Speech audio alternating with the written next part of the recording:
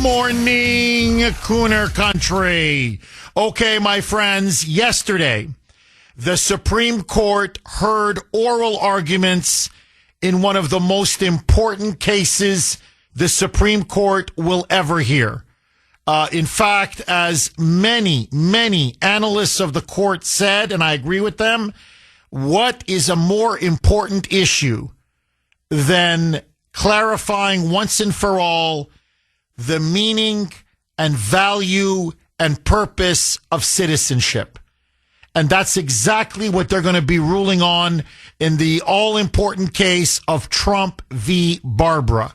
Now, as you know, President Trump passed an executive order, which I agree with not 100, but 1,000%, that anchor babies, as they're commonly called, the children born on U.S. soil of illegal aliens or those who come in, say, as tourists, foreign tourists, in other words, non-residents, should not be granted automatic birthright citizenship.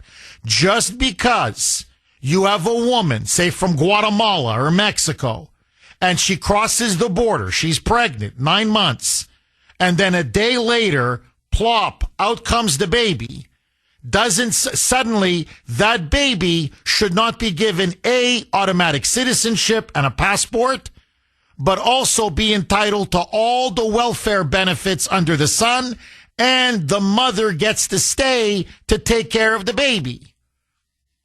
It's madness. It's insanity. Frankly, it's moronic that this has been the interpretation of the 14th Amendment to justify anchor babies and birth tourism, as it's called, because the other scam is that you have, and China and Russia are the two biggest perpetrators, both the Chinese and the Russians.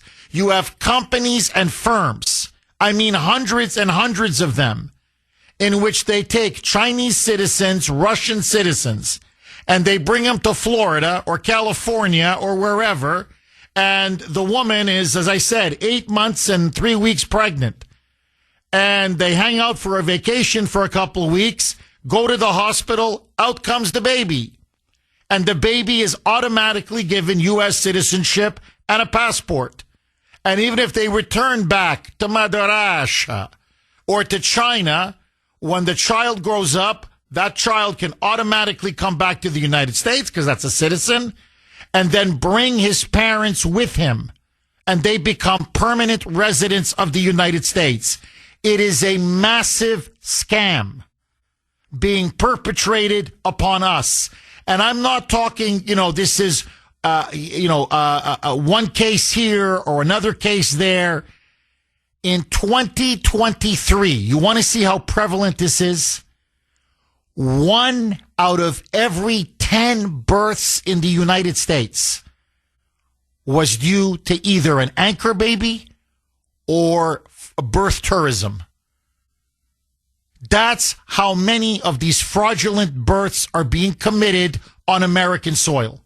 So either illegals are coming in and having children, and then the children are become citizens automatically, or you have foreigners, tourists, who actually pay good money to fly in, stay nearby a really nice hospital, and then they have the baby becomes a citizen, and boom, they'll go back to Russia or China, and then their children come back later with the parents, and they get to stay permanently in the United States. By the way, with complete welfare paid for by you and me. Now, as Trump said, only a stupid country would allow something like this. Only a stupid country would allow citizenship to be degraded like this, our national sovereignty, and to have us on the hook to pay for all of these illegals who actually get rewarded for breaking into our country and violating our laws if they just happen to have the baby here instead of, say, Mexico, Guatemala, Russia, China, wherever. And so this was the issue in front of the Supreme Court yesterday. Do foreigners, in particular, illegal aliens and non-residents, Do they have the right to birthright citizenship if their children are born on U.S. soil? President Trump did something that was absolutely unprecedented. He actually went to the Supreme Court and personally attended quietly. He didn't say a word. He was just watching, but he oversaw and watched the entire oral argument. And he went there to impress upon the judges and the Supreme Court how important this issue is for him and for the country. Now, to me, this should be an absolute slam dunk argument.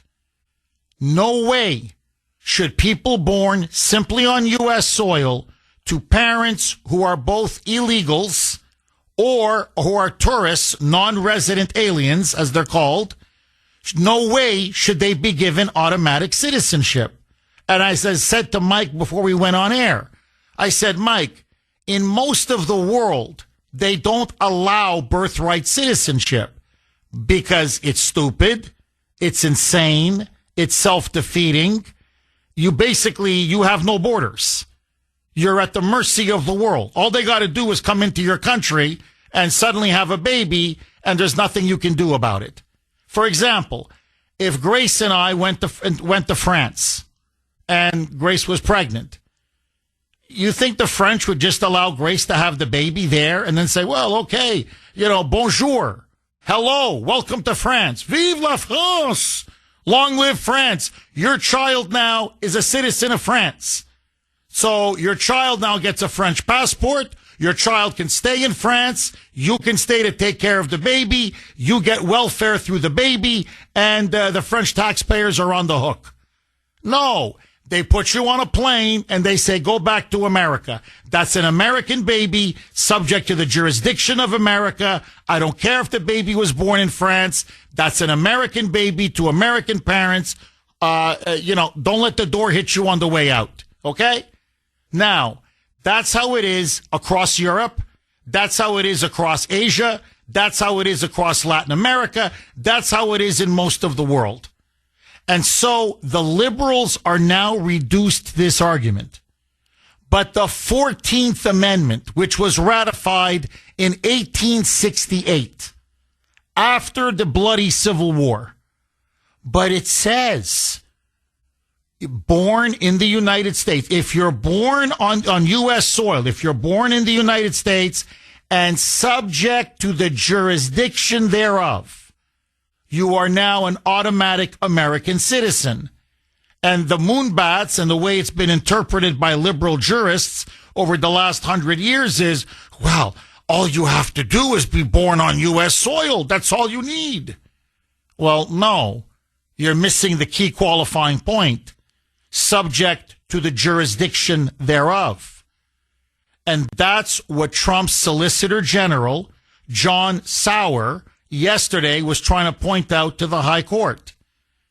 And look, they're trying to tell us, according to these liberals and open borders globalists, that the Civil War was not fought to free black slaves, because that's what the 14th Amendment was intended. The 14th Amendment was intended to grant citizenship to former slaves.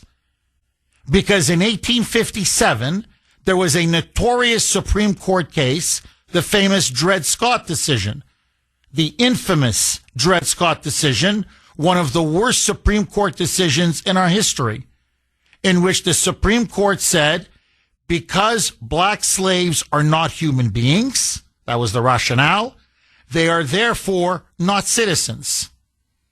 And so to overturn the legacy of Dred Scott, to overturn the legacy of slavery with all of these newly emancipated freed black slaves, they passed the 14th Amendment.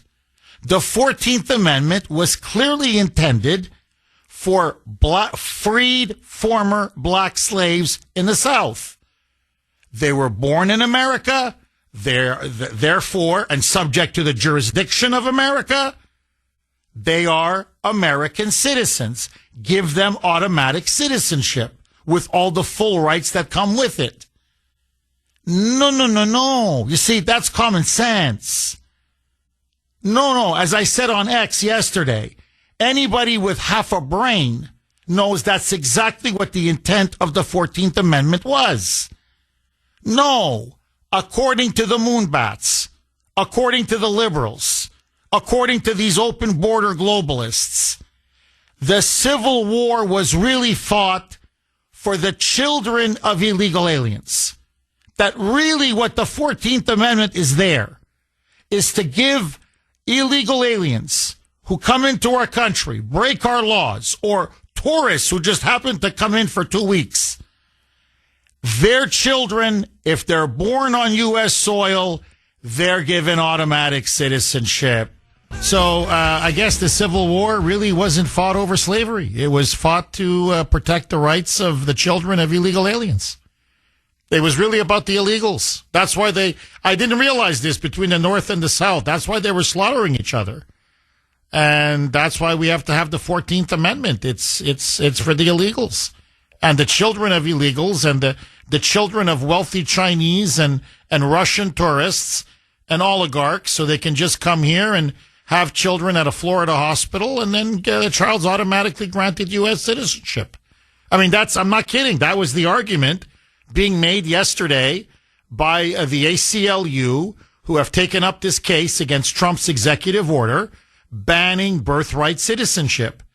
Now, let me tell you what I'm just going to give you my honest opinion, and then I want to hear from you. 617-266-6868 is the number. Now, you can never tell exactly how the Supreme Court is going to rule, obviously, just by oral arguments, but you can get a good sense. The 3 liberal justices are against Trump on this all the way. They're big supporters of birthright citizenship. The more illegals come in, the more children they have, the better. So, of course, they want to give them automatic citizenship. Chief Justice John Roberts clearly made it known yesterday that he is very skeptical of Trump's executive order trying to ban birth tourism and anchor babies. And so Roberts is going to go with the liberals. That means if we're to have any chance to overturn birthright citizenship, to effectively ban it and uphold Trump's executive order, Amy Coney Barrett is going to have to side with the conservatives on this. And from what I heard yesterday, the way she was aggressively going after Trump's Solicitor General, John Sauer, and how skeptical she seemed and how hostile she was at times, I don't think she has the guts to do it.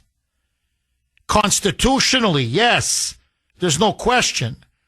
The 14th Amendment clearly does not allow for foreign tourists or non-resident aliens, as they're called, and especially illegal aliens who come in illegally, and you just automatically confer citizenship to their kids just for the sheer fact that they, had a baby on American soil, oftentimes within a week or two after coming into the country. Okay, it's insane. It's madness. But that's not the point. They're not there to uphold the real meaning of the Constitution. It's now become a political court. And what Amy Coney Barrett fears, because she's afraid, is more death threats, becoming unpopular, the fact that she's going to now receive the rage of liberals, the establishment, the Democratic Party, many rhinos, if she does rule in favor of Trump's executive order and ultimately in favor of the true original meaning of the 14th Amendment. So it looks to me, I hate to say it, but that Trump is going to go down on this one. Frankly, the country is going to go down on this one. So, and even Brett Kavanaugh, I'm not sure, is going to rule in favor of Trump on this, on Trump v. Barbara, as it's called.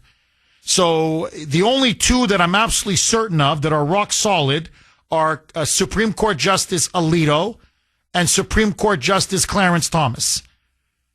Gorsuch, even, I'm not quite 100% sure of. So this could be 7-2, maybe 6-3, but against Trump.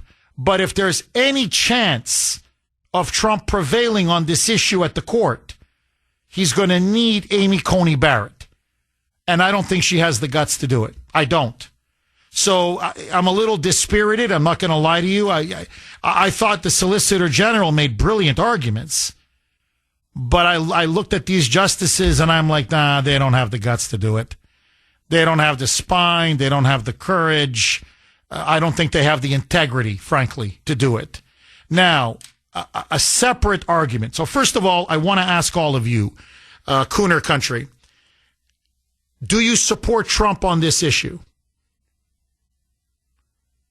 Should the children of illegal aliens or of tourists who come into our country, if their children are born on U.S. soil, should those children be given automatic U.S. citizenship and a passport and be entitled to welfare immediately, all the welfare benefits that any other American has the right to? And usually it means their parents get to stay with them. So do you support birthright citizenship?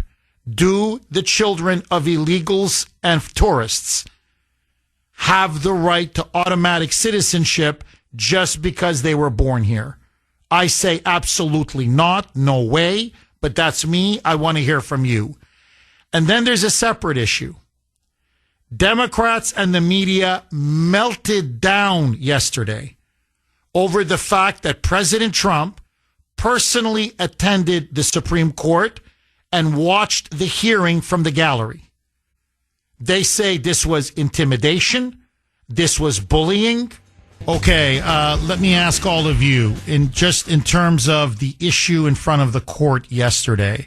As I said, it's one of the most important Supreme Court cases, not just in our lifetime, I believe in the history of the United States, which it will now define citizenship. And I don't know what's more important than, frankly, citizenship. I don't know. I really don't. And so the argument that the left is making, that the Democrats are making, and that, as I said, frankly, many neoconservatives, many these sort of Republican globalists are making, is that, no, there's nothing wrong with birthright citizenship.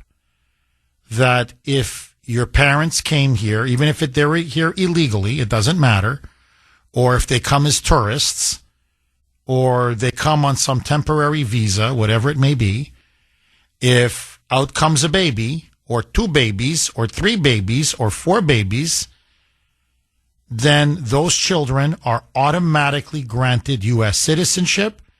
They are automatically given a passport, and they are entitled to all the rights and privileges, including, as I said, taxpayer-funded and paid welfare benefits. And the parents generally get to stay because the baby gets the right to stay because the baby is now a citizen. Do you agree? Most 99% of the countries in the world do not allow birthright citizenship because it's insane. Just, as John Sauer, the Solicitor General, yesterday said in front of the Supreme Court, look at the world that we live in. I mean, you have air travel. You can buy a plane ticket and billions and billions of people. I mean, I'm not exaggerating. Literally billions of people can fly to the United States, bring their pregnant wife, partner, girlfriend, whatever, and have a baby here. And then that's it. The child becomes an automatic citizen. So we're at the mercy of the entire world. Now, is this a way to run a country? Of course not. Is this a way to run an immigration system? Of course not.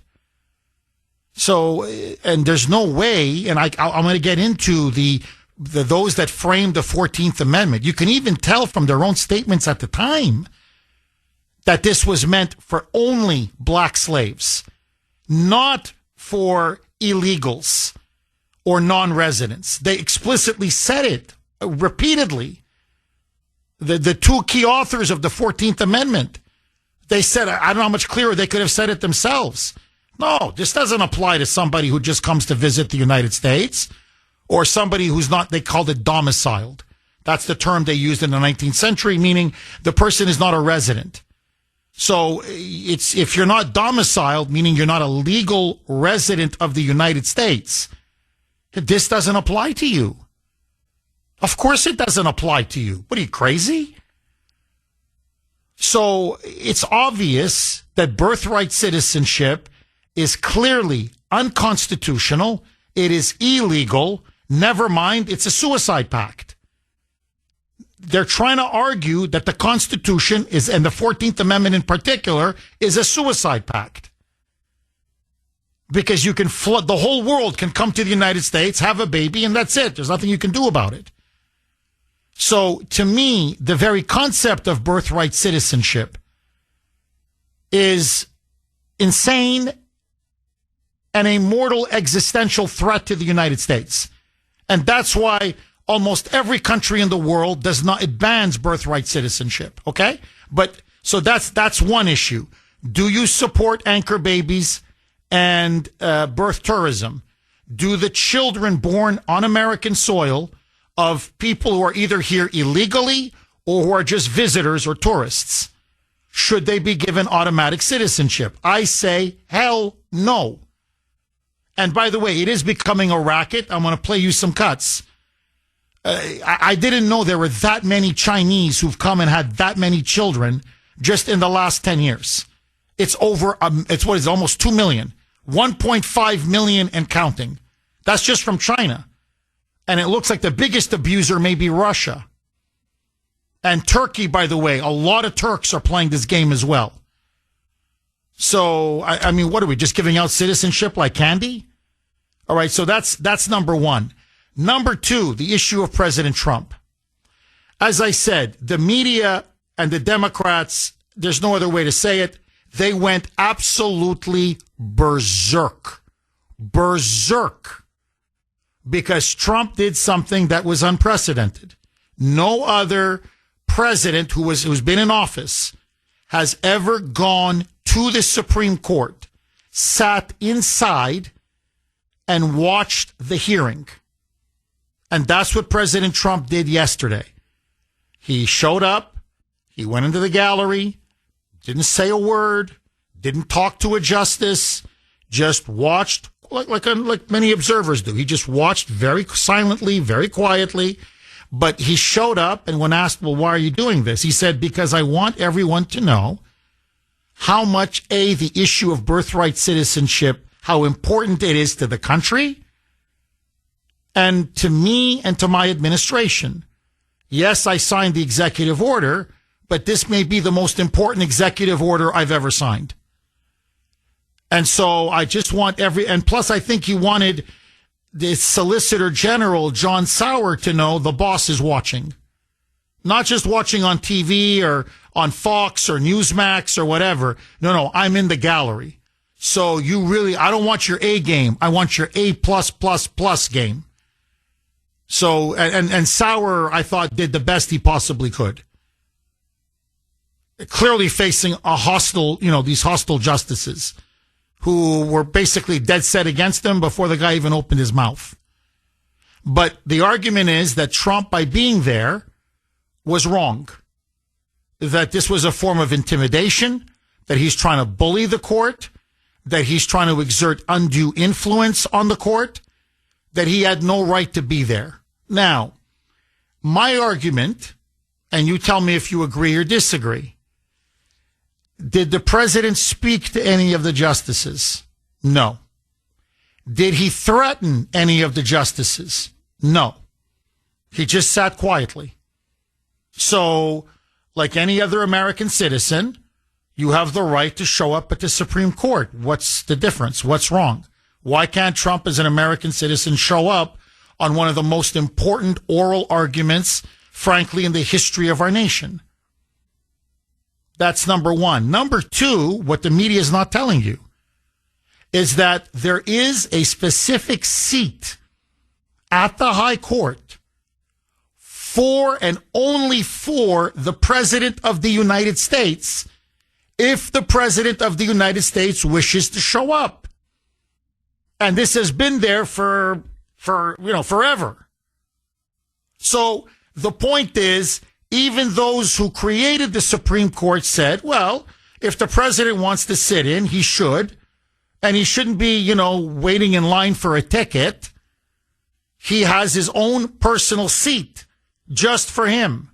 So obviously, if there's a personal seat set aside specifically for the president, it's not considered intimidation or bullying or undue influence or unethical if the president shows up and silently watches the deliberations in front of the Supreme Court.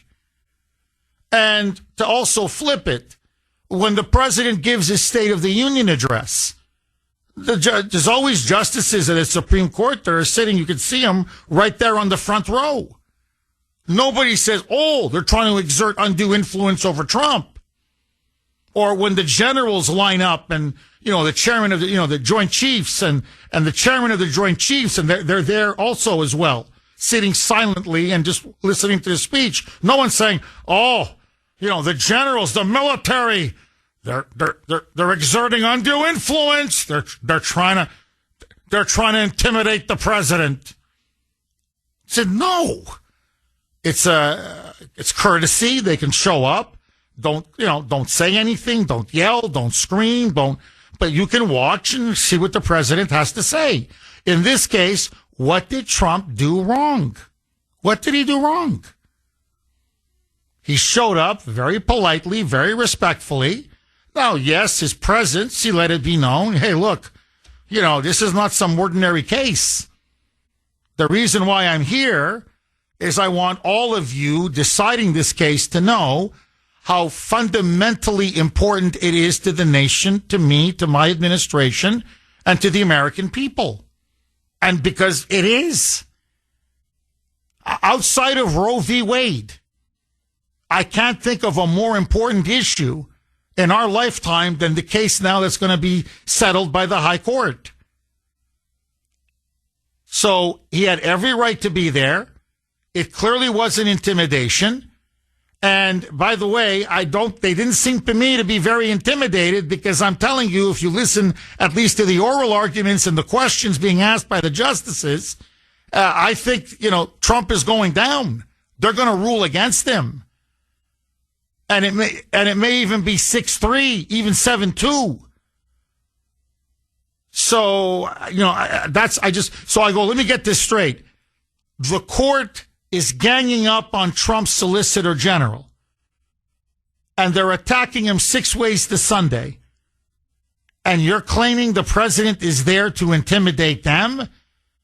Yeah, I don't think so. I don't think so. But that's me. I want to hear from you. Okay, let me ask all of you. It is the Kuhner Country poll question of the day, sponsored by Mario's. Mario's Quality Roofing, Siding, and Windows. Should President Trump have gone to the Supreme Court's oral argument on the birthright citizenship case? He went there yesterday, sat, watched respectfully, quietly, silently, but he did attend, which is unprecedented. No other sitting president has ever done that. And so the left and many of his opponents say it was an attempt at intimidation. Do you agree? Should President Trump have gone to the Supreme Court oral argument on the birthright citizenship case? A, yes. B, no. You can vote on our webpage, wrko.com/Kuhner, wrko.com/Kuhner, Kuhn as in national ER. You can also vote via X, and man, was I active on X yesterday. My handle there, all one word, at the Kuhner Report, at the Kuhner Report, Kuhner. To me, I'm a yes. I'm an A on this all the way. He had every right to be there, and I think he should have been there to show to the court, and more importantly to the American people, how serious this issue is. But that's me. I want to hear from you. Kim in New Hampshire. You're going to kick us off, Kim. Thanks for holding and welcome. Jeff, thank you for taking my call. I've My never pleasure. kicked off a show before. Obviously, if there's an assigned seat for the president to be at the White House, well, not at the White House, at the Supreme Court, then they're only questioning it because it's Trump. But as far as like the birthright citizenship thing, it's like anything else. Any other good thing gets raped and pillaged beyond belief. I mean, even LL Bean had to pull back on their lifetime guarantee because things were just abused. And, you know, you buy something at a yard sale and it's broken, but, oh, it's LL Bean, so you get to return it.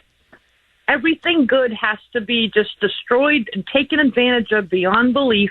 And then, I mean, this was put in, in the 1800s, you said? And it's 2026, and now we're questioning it. It was just abused beyond everything. So now, everything, like everything else, it's got to go away. Kim, in theory, let me just ask you this. In theory, do you believe that if someone, here, let's leave out illegal aliens, okay, which is a big problem, no question. But if someone is visiting the United States, and this is happening now so often, it's a problem. I don't care. China, Russia, you name it, Europe, it doesn't matter. Turkey. But the three biggest offenders are China, Russia, and Turkey. And they go to Disney World. And they hang out there for a couple of weeks, spend a few bucks, stay at a hotel. But they're there because the missus is pregnant.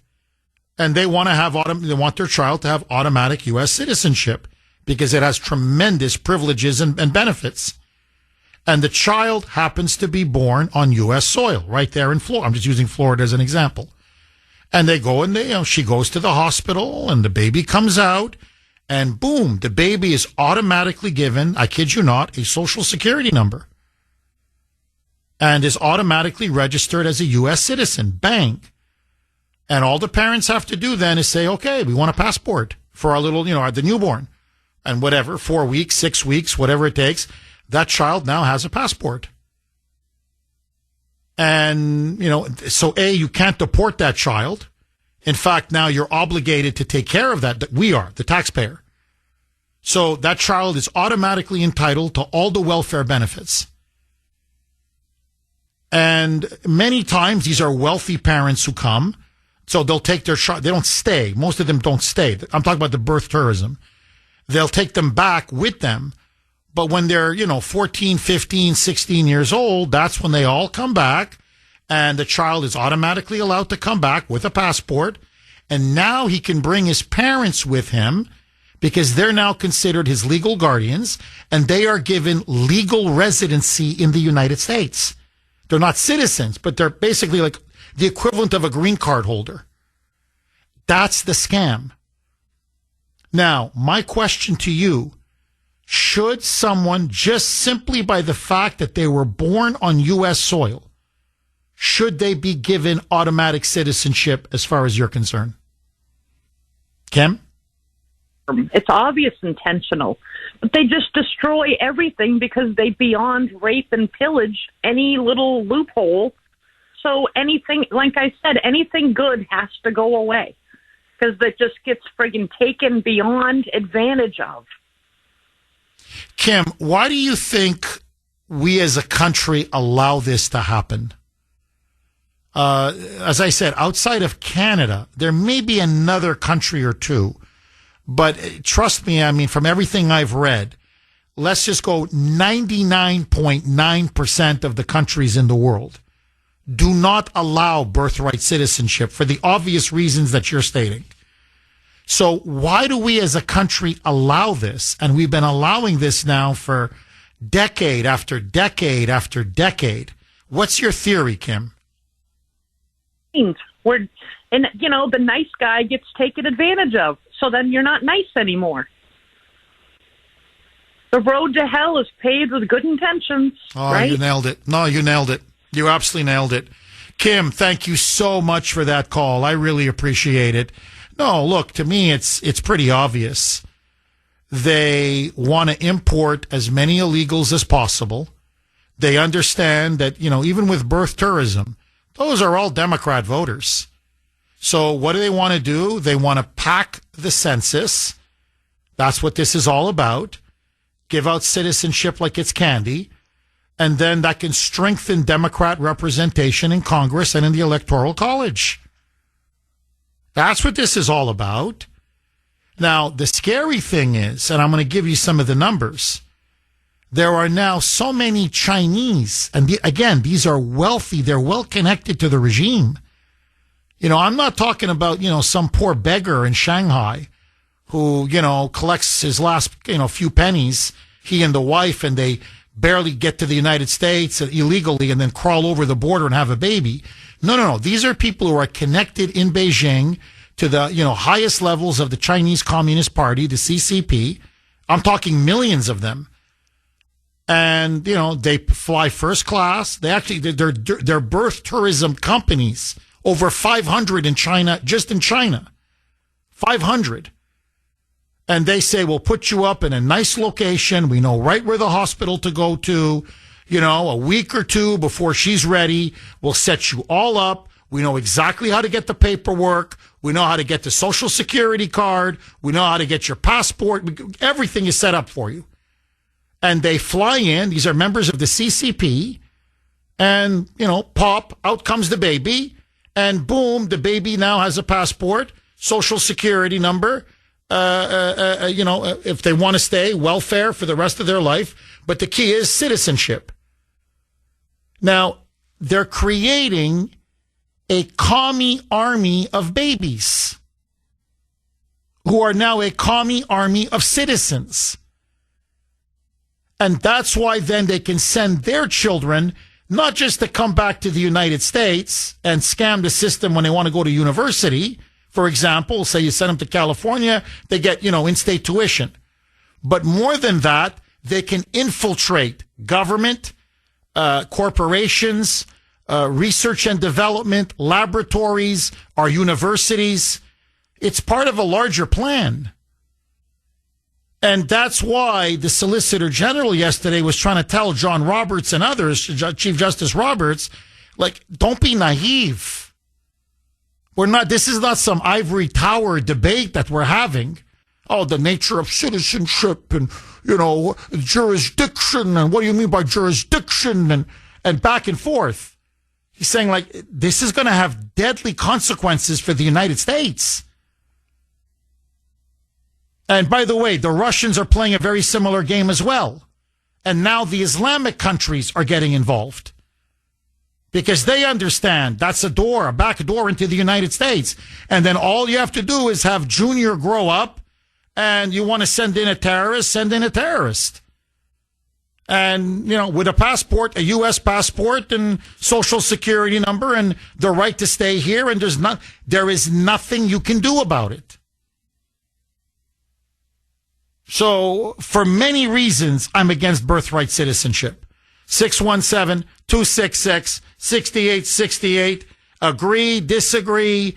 Kenny in Georgia. Thanks for holding, Kenny, and welcome.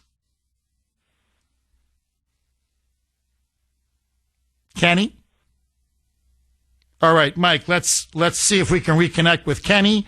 Bud in Fall River. Thanks for holding, Bud, and welcome. How you doing, Jeff? Good. How are you, Bud? Oh, I'm good. Thank you for picking up my call. Love your show. Thank you, Bud.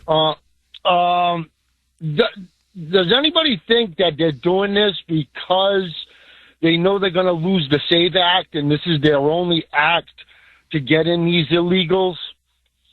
Did anybody ever think of that? Maybe that's what they're doing. They're really pressing this issue right here because they know they're going to lose the SAVE Act. You know what I'm saying? Because I'm going to tell you, my city is loaded with Haitian illegal immigrants and Middle Eastern.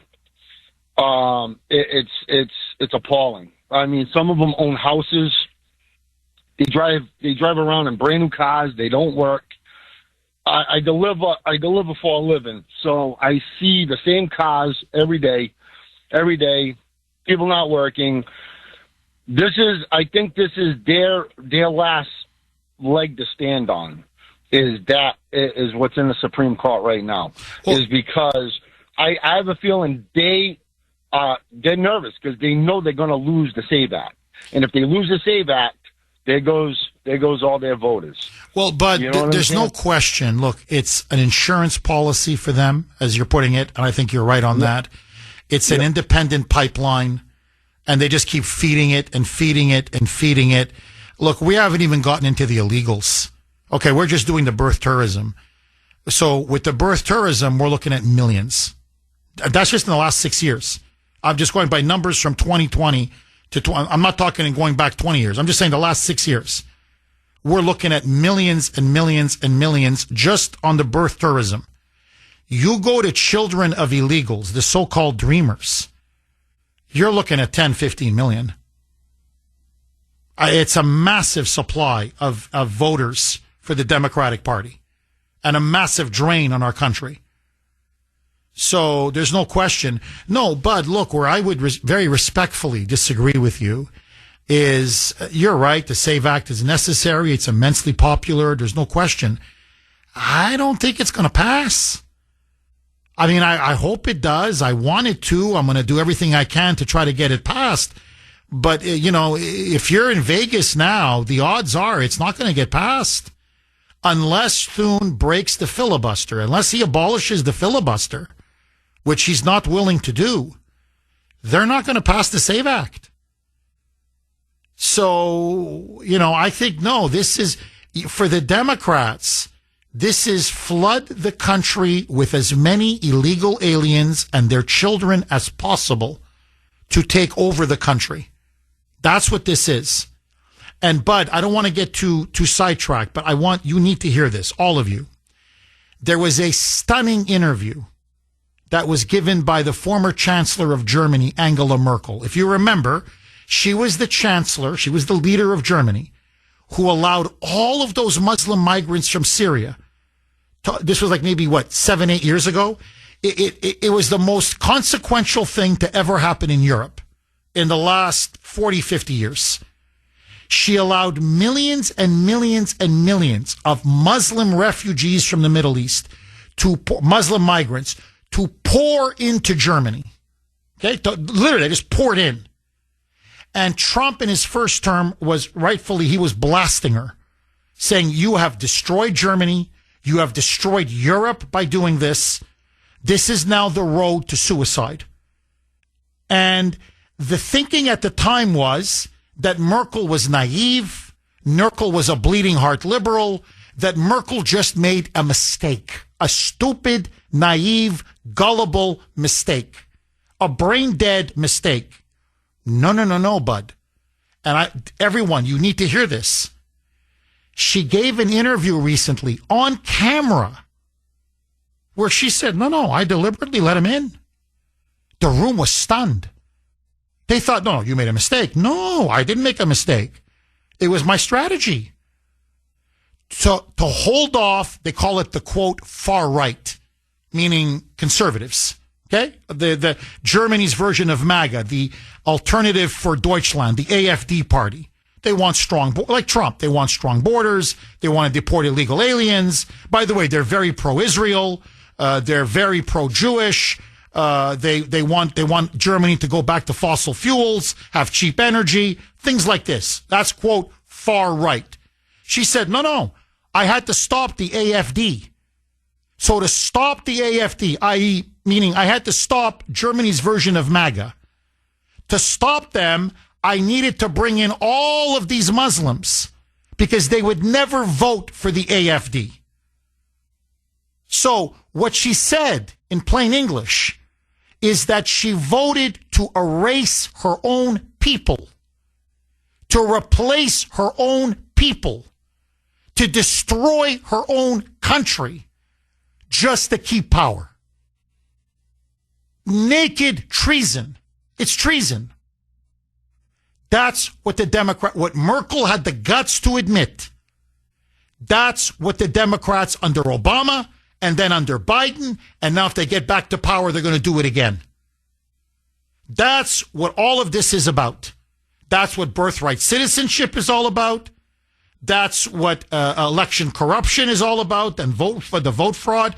It's about allowing illegals to replace us, to erase us, them and their children, and open up that pipeline like they did in Deutschland, like they did in Germany, and just flood this country with third world migrants. Just flood them. Flood us. And we're done. Now, the Democrats take over power, but what are you governing then? What are you ruling over? But they don't care about that. They just care about the power. So, look, I have to give the devil his due. They have not buckled under the SAVE Act, and they've bought off Thune, and they've bought off the rhinos. Again, where it's Holy Week. Tomorrow is Good Friday. So they got their Judas, and they got him for his 30 pieces of silver. And instead of Christ being crucified, the United States, our nation, we are being crucified at the altar of open borders and illegal immigration. So I wish I could agree with you that they, Jeff, the SAVE Act is going to pass. They have to pass, head off the SAVE Act. I don't think it's going to get passed. I hope I'm wrong. I pray I'm wrong. I'll do everything in my power to get the SAVE Act passed. But until you get different Senate leadership, Thune is Judas, and the crucifixion is going to happen. The question is, can we arise from the dead? That's the question. So anyway, Bud, thank you very much for that call. Really good call. 617-266-6868. But my point is, it's the great replacement. And it's demographic warfare against your own people. It's suicide. It's suicide. Collective national suicide. And it's being imposed by the elites. And Trump knows this. That's why he showed up at the Supreme Court. He didn't show up for the hell of it. Believe me. Hey, he's got a war to win. Okay, he delivered a national address last night. Believe me, he's got a ton on his plate. Department of Homeland Security is shut down. TSA, he paid them, but other than that, TSA is not being funded. You've got, the SAVE Act is hanging on by a thread. Believe me, the last thing this guy needs is to spend, half a day at the Supreme Court. Why'd he show up? Because he's trying to tell the whole country, I don't know what issue is, outside of voter fraud, I don't know what issue is more important than this. 617-266-6868. Stephen in New Hampshire. Thanks for holding, Stephen, and welcome. Hi, Jeff. Hi, Stephen. Couple of quick notes here as far as the president going to the Supreme Court. First of all, he had every right to be there. He's representing us, the people who voted for him, who have every right to be there as well. And secondly, do you remember the protests when they found out that Roe was going to be overturned? Everybody was, happy about that on the left. And that's literally a criminal offense, a federal offense to protest outside the justices' homes. But they were, their First Amendment rights kicked in. And I'm sick and tired of the hypocrisy from the left. And secondly, these new citizens through birthright citizenship, when they turn 18, they can move to America and sponsor countless family members to come here and live with them as well. So it's not just one person that has the right to live here. It could be dozens, if not hundreds in some of these cases. That's exactly what they do. You're dead on. Absolutely. Stephen, you're absolutely dead on. They sponsor their parents, their aunts, their uncles, I'm not kidding, their cousins, their second cousins, third cousins. You got some of them that come from Africa. I'm not kidding. They sponsor the whole village. That's what the Somalis do. That's literally the racket the Somalis do in Minnesota and up in Maine. So, it's not, you're right. It's not just, okay, they stay and then they vote and maybe they get mom and dad too. Oh, no. You get one, you get 100. And that's why the Democrats won't let this issue go. Stephen, you're absolutely dead on. CJ in Boston. Thanks for holding, CJ, and welcome. Good morning, Jeff, and have a happy Easter to you, your family, your staff, and Kuhner country. Have a great Easter. Just Thank you. Thank you. Happy Easter. All the best to you and your family, CJ. Save me a slab of lasagna. How did you know that Grace is going to make lasagna for Easter? Italians always make a pasta for a holiday. You know that. But, Jeff, you know, these people in black robes, and none of these people with black robes sitting on the bench, they're all lawyers, correct? Yes. Okay, so what is so difficult about interpreting the 14th Amendment, Section 1, which reads all persons born and naturalized in the United States and subject to the jurisdiction thereof as citizens of the United States in the state wherein they reside. Reside is the key word here, because the definition of reside is one who has a permanent home in a particular place. These people are not residents of the United States of America. Therefore, their children are not residents of the United States of America. And as you said, all you have to look at the European Union and what it's done to their country. It has ruined Germany. It has ruined Italy. It has ruined France. It has ruined Great Britain. And it will ruin the United States of America. This is a political issue. It's clear what the 14th Amendment was made for and why it was made. I mean, if this is the case, then a lot of people are going to be going into the tourist industry. You know, I mean, you could go over to Iran right now. These guys all have 4 and 5 wives over there. Get them all pregnant and just send them over here on a tourist trip. I mean, what has this country become? Haven't we learned enough? We've stopped what was happening at the border. This is even worse. This is a national security issue. You know, Jeff, that the Chinese are really granted a green card in the United States. However, under a program, an E-5 visa can be given to a Chinese individual for an investment in the United States of America, whereby giving them a preference when it comes to the citizenship of our country. And it is very, very troubling what's happening. You know, I don't know why the people aren't out in the streets screaming about this. You know, on a note, Jeff, a few years ago, I had a job in a home, and I met a Chinese maintenance guy there. I had to get into a single-family home. And he wanted me to speak to the owner. So before I entered the home, he gave me the phone. I was on the phone with this woman for 20 minutes explaining what needed to be done and that, you know, if possible, she needed to be here. Well, come to find out, she was making that call from China. And after speaking with the next-door neighbor, he was telling me that she only lives in that house 2 to 3 weeks a year and flies back to China. I mean, that's what they're doing in this country. Look, Jeff, you know, these justices, they've gone way too far in not protecting the American people.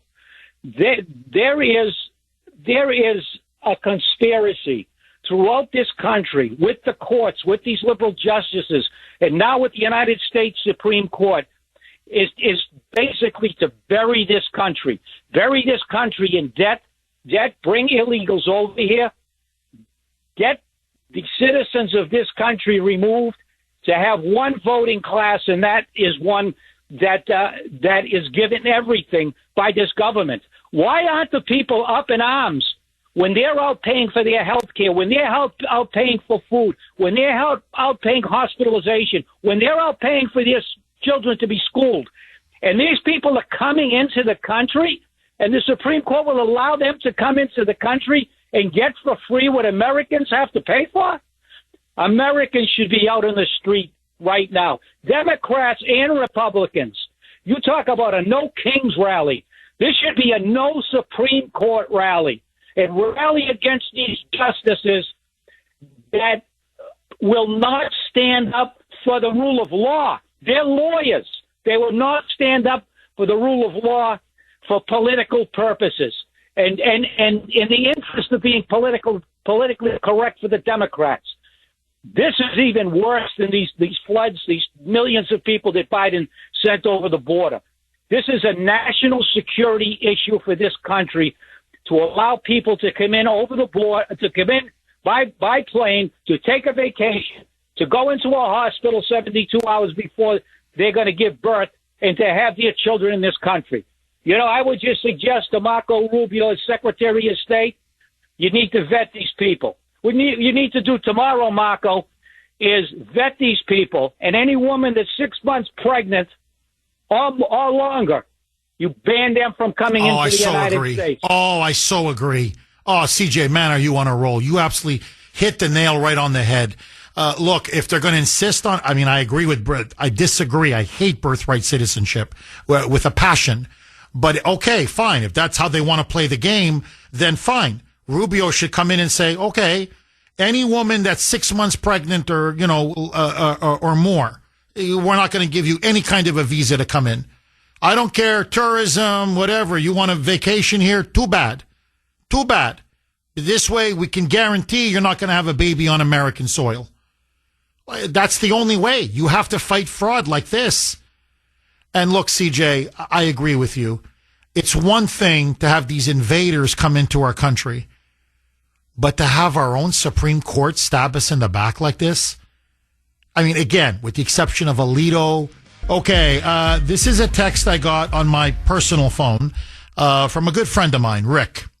And here's what he texted me about the justices. Clearly, again, I really want to stress this.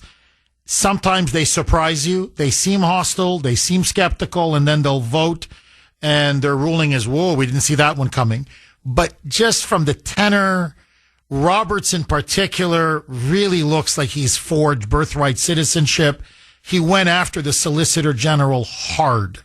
Amy Coney Barrett, extremely skeptical. You had even Kavanaugh, didn't seem like he wanted to go anywhere near supporting Trump. So anyway, we shall see. But it looks like it's going down. Okay, we shall see. So they're aiding and abetting. You know, what birth tourism does and birthright citizenship, it's aiding and abetting the illegal invasion of our country by all of these illegal aliens. Okay, there's no question. And so Rick texts me and said, look, Jeff, are the justices that stupid that this is an invasion 20 years in the making? Like, can't they see that this is all being used to further, you know, our country being inundated with illegal third world migrants? Like, can't you see that? And my response, I texted him very quickly off air. I said, no, Rick, they're not stupid. You know, the Supreme Court justices, Amy Coney Barrett's not a stupid woman. I'll be honest, I'm not a big fan of his, but no one's going to tell me Chief Justice John Roberts is a moron. He's not. He's a highly educated man. Brett Kavanaugh is a very smart man. They're just cowards. They're just cowards. And maybe in the case of Roberts, a traitor. I'm sorry. There's no other way to say it. They're selling our country down the river. Am I wrong? 617-266-6868 is the number. Okay, quickly. This is from 603. And it's very powerful. And it's very moving. But it's very true. By the way, you can text the Kuhner Man, 70470, 70470. Jeff, today's topic fills me with just the same sense of hopelessness for our country that your reporting on John Thune did earlier this week. It discourages me to no end to see just how easily we could save our country. But because of those on our own side, it just doesn't happen. Now, please, you got to hear this because this is so true. The left marches lockstep in everything they do to further the destruction of our nation. Yet on the right, we have truth on our side. We have the laws on our side. And we have what's right on our side. But we always let victory slip away. If our side won't fight for what's right, it honestly makes me have to ask myself the question, what hope is there for our country? And then 603 followed it up. Jeff, the abuse and misapplication of the 14th Amendment, and again, this is so true, has been happening for so long, i.e. birthright citizenship, that it has become precedent and is therefore now accepted as the standard. This is why it is so important to nip these things in the bud when they start, and unfortunately, that was about 60 years ago. Bingo. But look, he's right, or whatever, 603 is right, completely right. We have the truth, but we don't speak it. We have right and justice and morality and the laws on our side. And yet we don't fight for it. You don't fight, you don't win. You don't speak the truth, you don't win. And that's why I've been saying this for a long time. We have to get rid of the Judases among us, in our midst. With the swamp, the rhinos, we must purge them from the party. It's like a cancer. You can fight the enemy in front of you. I'm telling you, we'd smash him. But you can't fight the enemy in front of you if you're constantly being shot in the back. And that's what's happening. We're always being shot in the back. And let me just say one last thing. And I said this to Mike before the show began today. I said, you know how bad I felt for Trump yesterday? By the way, did you see how tired he looked when he gave his address to the country? Everybody's remarking on that. Grace right away said, my God, he looks exhausted. Everybody. My sister said, boy, he looks really tired. Well, yeah. I mean, they're stretching him in every freaking direction. It looks like maybe the 3 justices that he personally appointed to the court, Amy Coney Barrett, Brett Kavanaugh, and maybe even Gorsuch, are going to stab him and the country right in the spine on birthright citizenship. I mean, you know, he's in the gallery and you can just see Trump. He's in utter disbelief. He goes like, this is such common sense. And I don't just have to hear it from Ketanji Brown Jackson and Elena Kagan and the wise Latina Sonia Sotomayor, but my own people that I put on the court, they're even afraid to do the right thing. Again, you know, a tu Brutus, and even you stab me. 617-266-6868. Mark in New Hampshire. Thanks for holding, Mark, and welcome. Good morning, Jeff. How are you? Very good. How are you, Mark? Good. Well, first of all, I'd like to start out and wish you, your family, and your listening audience a very happy and blessed Easter. Thank you. All the best to you and your family. Thank you so much, Mark. My brother's wife, she has an older brother. There's about a 9 or 10 year age difference between them. When her brother was born, their dad was an Air Force guy, and at the time he happened to be stationed in Germany. So my sister-in-law's older brother was born in Germany. Does that make him a German citizen? Can he vote in German elections? No. No, he's a United States. He was born on foreign soil to American parents. That's it. And I mean, you could even argue that Air Force base, I don't know, like an embassy, it's technically American soil. But bottom line is he was not born here, but he is an American citizen. Mark, brilliant. Brilliant. And Mark, here, let's just push the example just a little bit more. Let's leave aside the Air Force base, okay, just for the sake of argument. So he's got American parents. They take him to the local hospital, German hospital. So now, you know, your sister-in-law's brother is born on German soil in a German hospital. You think the Germans are stupid enough to say, oh, yeah, he gets they call it social insurance there, not social security. He gets a social insurance number, automatic German citizenship, a passport. As you said, he can vote in German elections when he's 18. And by the way, starting at, 1 minute old, the parents can apply for welfare benefits. You think the Germans would say, that's, Dankeschön, thank you? No, they would say it's verboten, it's forbidden. No. Mark, am I wrong? Oh, no, you're 100% right. I honestly don't know of another country, be it in Europe or anywhere in the world for that matter, that allows this and puts up with this nonsense. Canada. I mean, can you go to Canada? That's Germany, Italy, France, No. Any of these places? Can you go there No. and just expect them to, No. You can't do it in Europe. You can't do it in Mexico. You can't do it in Asia. You can't do it in Latin America. You can't do it in the Middle East. You can't do it in Africa. The only other country that I'm aware of is Canada. That's it. That's it. And Canada only did it because they're following the United States. Because, I'm sorry to say this, but generally Canadians follow the United States.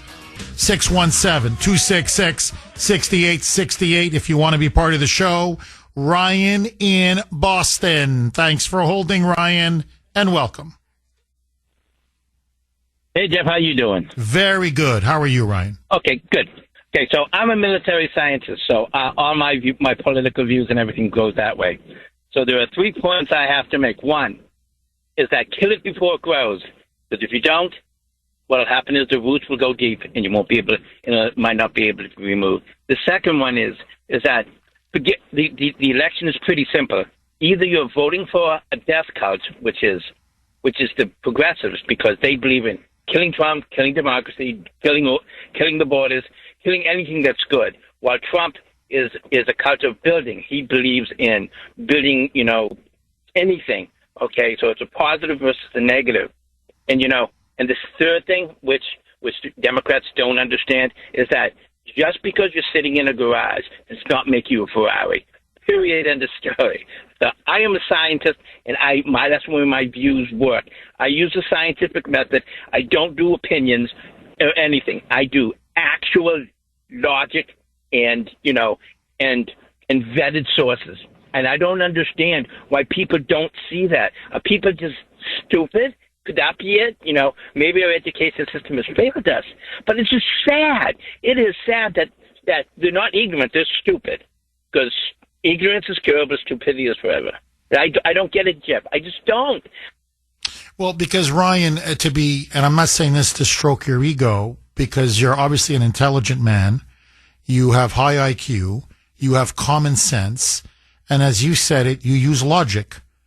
You think rationally. You think logically. You're grounded in reality.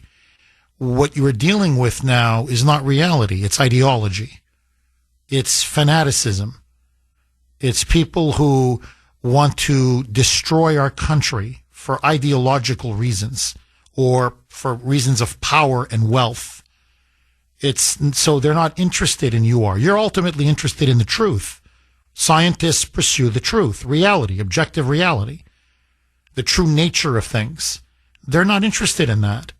So what they see is illegal immigrants voting for the Democrats, packing the census, adding to their delegation in Congress, their representation in Congress, meaning more power, and to the Electoral College. And they say whatever benefits them benefits me politically. I mean, I'm talking as the Democrats. And they don't care. Now, look, just very quick on this whole birthright citizenship and the 14th Amendment. There were 2 key people involved in the framing of the 14th Amendment. Okay, I'll give it to you in 1 minute. Senator Turnbull and Senator Bingham. Both of them played a key role. There's something called the 1866 Civil Rights Act. Basically, they wanted to give the slaves the right to vote, the former slaves in the Old South, the right to vote and full citizenship. But they said, you know what? An act of Congress is not enough. Because remember, the Democrats were running the South. And so they did not want to give these rights to their former black slaves. So they said, we've got to codify it in the Constitution. Hence the 14th Amendment. The 13th Amendment freed the slaves. And then the 14th Amendment said, basically, we're going to give the rights of citizenship, full rights of citizenship, to these former slaves. That's what the 14th Amendment was about. So Senator Turnbull and Senator Bingham literally said when they were debating and ratifying the 14th Amendment. Now, they didn't use the term green card or legal resident, which is the term that we use now. It's a modern term. They used the term domiciled, which is the same thing. Do you have a home? Do you have a residency? Are you domiciled? Do you have permanent residency in the United States? And they said, because they were debating this, well, hold on.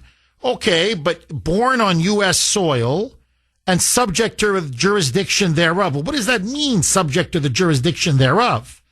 And they both said, well, no, look, you have to have allegiance to the United States.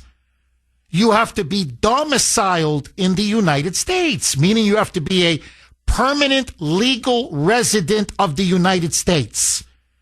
If you're not a permanent legal resident of the United States, and, then your children do not get citizenship. It's that simple. And so they explained it. So we know even the intentions from the very people who crafted the amendment that this doesn't apply to illegal aliens or to foreign tourists or, to give you the official, immigration jargon, to non-legal residents.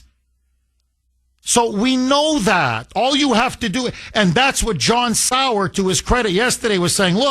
He says, let me read to you what the framers of the 14th Amendment explicitly said on this issue. So I'm not just reading you the amendment, what the meaning of the amendment, the context of the amendment, the history of the amendment. I don't have to get into the Civil War, and this was only for black slaves, but let me give you their intent as expressed in the debates in Congress as they ratified it. Now, the justices are not stupid. It's so obvious. No, it doesn't apply to the children of illegals. That's why most of the world doesn't have it. It's just for the same reason. But no, they have to toe the line. It's no longer about what's constitutionally proper, the rule of law, the truth, reality, history. No, it's about keeping that pipeline open for illegals or for these Supreme Court justices so they don't get threatened by Chuck Schumer, or for Brett Kavanaugh that another left-wing potential assassin doesn't break into his house and try to murder him and his family, or Amy Coney Barrett, who's constantly getting death threats and is petrified for her children. In other words, save my ass. That's what this is all about. Now, the liberal justices, they don't care. They're just hacks for the Democratic Party. Ketanji Brown Jackson humiliated herself yesterday. I don't know if you heard this. I'm telling you, I'm going to play you the cut because it is so stupid what she said. You wouldn't, if I said to you what she said, you'd say, Jeff. No. Hey, Kuhner, come on. You're exaggerating now for effect. Nobody is that stupid. Never mind a justice on the Supreme Court. Okay, here it is. Okay, here it is. I want you to hear this. This is a freaking justice on the Supreme Court. By the way, the same woman who said she couldn't define what a woman is in her hearings, confirmation hearings. Listen now to this, okay? So, she's in favor of birthright citizenship. And of course, John Sauer is giving these arguments. Well, no, it's not the intent of the framers. It's a ridiculous argument. It's madness to have a policy like this. It makes no sense. So, this is her big rebuttal. I want you to listen to this. Roll cut 15, Mike. You obviously have permanent allegiance based on being born in whatever country you're from. That's what everybody recognizes. But you also have local allegiance when you are on the soil of this other sovereign. And I was thinking, I, a U.S. citizen, am visiting Japan.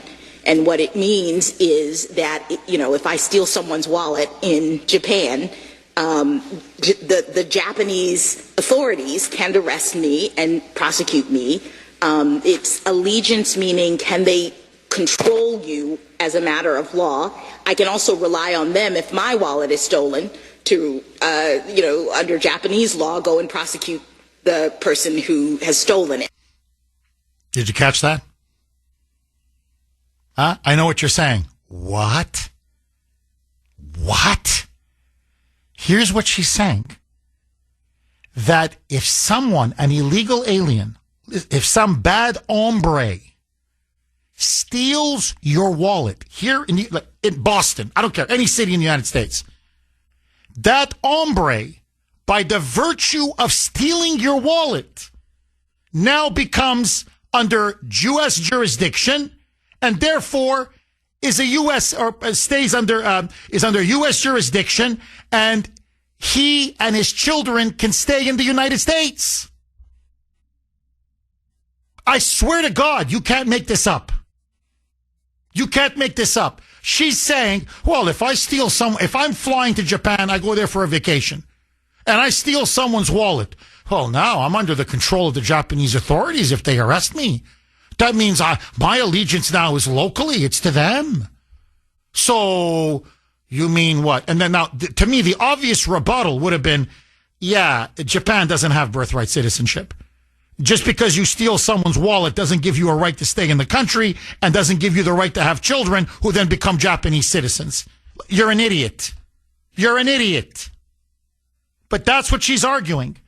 If somebody steals my wallet or your wallet, then by that virtue of them stealing your wallet, they get to stay in the country. And then if they have children, they become American citizens.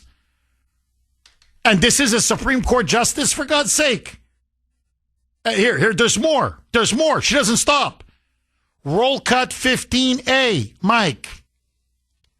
So there's this relationship based on, even though I'm a temporary traveler, I'm just on vacation in Japan, I'm still locally owing allegiance in that sense. Is that the right way to think about it? And if so, doesn't that explain why both temporary residents and undocumented people would have that kind of quote-unquote allegiance just by virtue of being in the United States? Can you believe that? I just literally, if all they have to do, according to her, is if you're an illegal or a tourist, is commit a crime. And if you commit a crime, you get the right, because now you're subject to the jurisdiction of U.S. law. So now you have a right to stay in the United States. And then you have a right to stay in the United States. If you have a child or your wife has a child, yeah, you get automatic citizenship.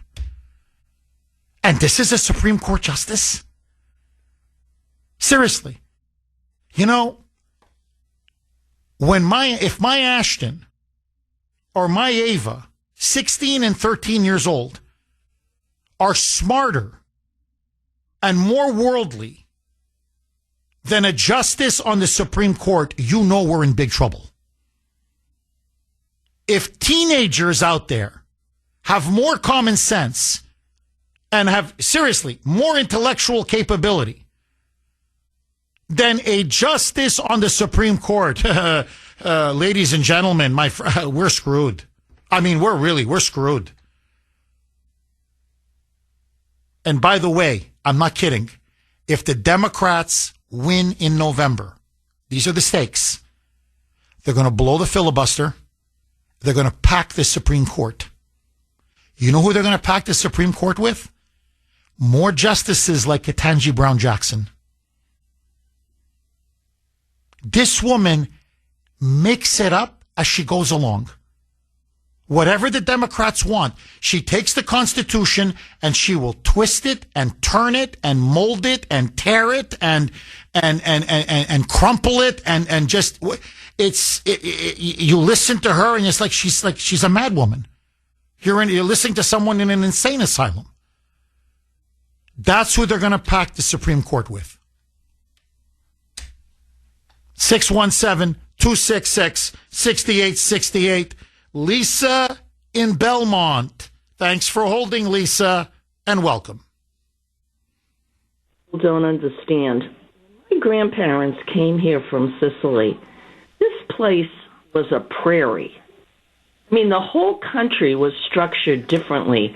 We were a welcoming country of immigrants, yes, but everything was different. If you look at the movie Godfather Part 2, when Vito Corleone came here as a boy, he was quarantined for a month. He got out. He was in New York City with nothing. There were no benefits. He got little tiny jobs here and there, and then as he got older, he started an olive oil business. But then the country was structured differently. I think what's happening now is just awful because it's going to run the country broke. What say you, Jeff? We can't survive this. No country can survive this. Lisa, look, it's one of the reasons why the entire rest of the world doesn't have birthright citizenship. It's insane. Look, Lisa, let's leave countries out of it. Okay, it's this simple. Someone breaks into your home. That's what illegal aliens are. They break into our home, our collective home. Someone breaks into your home and then is squatting in your home, living in your basement, eating out of your fridge, raiding your medicine cabinet. And then they have children. And the virtue of the fact that they had a child in your home, suddenly they go to you and say, well, now we own part of your home. You can never kick us out. You can never throw us out. We now have as much right to be in this home as you do. Now, you tell me, how long will your home last if this was the reality of the world that we had to live in? Because then another squatter would come, and then another squatter, and then another squatter. And what happens to the home, Lisa? It goes kaput. That's exactly what they're doing to our country. And I'm telling you, it's not by accident. That's why I mentioned that point about Merkel. It's by design. It's deliberate. And what I don't understand for the life of me is how you can take, and I love your analogy, a prairie, the land of opportunity, the greatest country in the history of the world. Why would you want to destroy it? How sick and evil and perverted do you have to be? I understand if you're living under communism or fascism or some brutal dictatorship. Yeah, you want to overthrow the regime. And if it means even taking it to the streets and fighting, and I get it because it's so bad, you want something better. But when you have the best that humanity has ever achieved and will likely ever achieve again, why would you want to destroy it? That's what that's to me what's so sick and perverse about this. Unforgivable. It's unforgivable. And Lisa, look, I hate to say it, but the country that your grandparents came from, from Sicily, that country's long gone. Now we want to bring it back. That's what Trump means by make America great again. We want to make it to what it once was and we believe can be again. But as things stand right now, it's just look at them.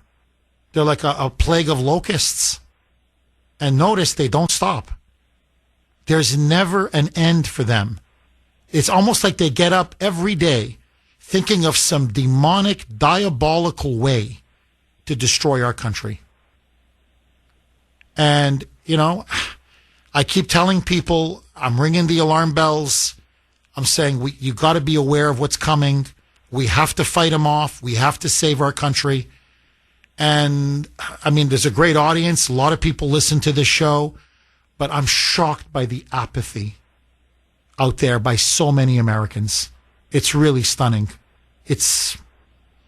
I don't know. I honestly, after a while, you just become speechless. But that's where we are. And so, Lisa, look, let me ask you point blank. Do you think people who come here as tourists or illegal aliens and have children on U.S. soil, should they be given automatic citizenship? What say you? Absolutely not, Jeff. Let them come in here and try to squat. Trust me, we'll get them out of this house. Believe me when I tell you. And you know what I put out on Facebook story? I said, for all of you people that are against ICE, let some illegal immigrant kill one of your kids like that student in Chicago and see how you feel about ICE. You know, this has to stop. That's all there is to it. Lisa, amen. Amen. Lisa, thank you very, very much for that call. 617-266-6868 is the number. Okay, double barrel question. All right, I want to ask both of two questions. Number one, Trump yesterday did something that no other sitting president has ever done. He actually sat inside the Supreme Court quietly, silently, respectfully, but he watched and listened to every single oral argument that was made. Democrats, the media, the left are saying this was naked intimidation and bullying on his part, and that he had no right and he should not have been there. Do you agree? You know I don't. I think he had every right to be there, but that's me. And maybe even the bigger question. Birthright citizenship. Is Trump right to have passed an executive order to ban it? And should the Supreme Court side with Trump? Jeffrey in Boston. Thanks for holding, Jeffrey, and welcome. Jeff, how are you? I'm good. How are you, Jeffrey? I'm fine, thank you, sir. So I saw yesterday's hearing, and I was in absolute shock. Now, I know that President Trump has been dealing with lawfare from federal judges as well recently, but one thing had concerned me most. Right after the Supreme Court ruled against him in the tariff case, understandably, he was upset.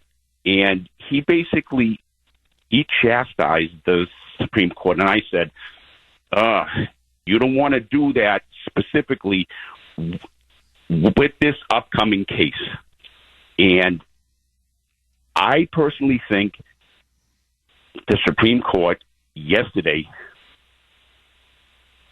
took into account, and I might be wrong on this, but I think that they took into account everything that President Trump said negatively about them. And I can understand President Trump's point.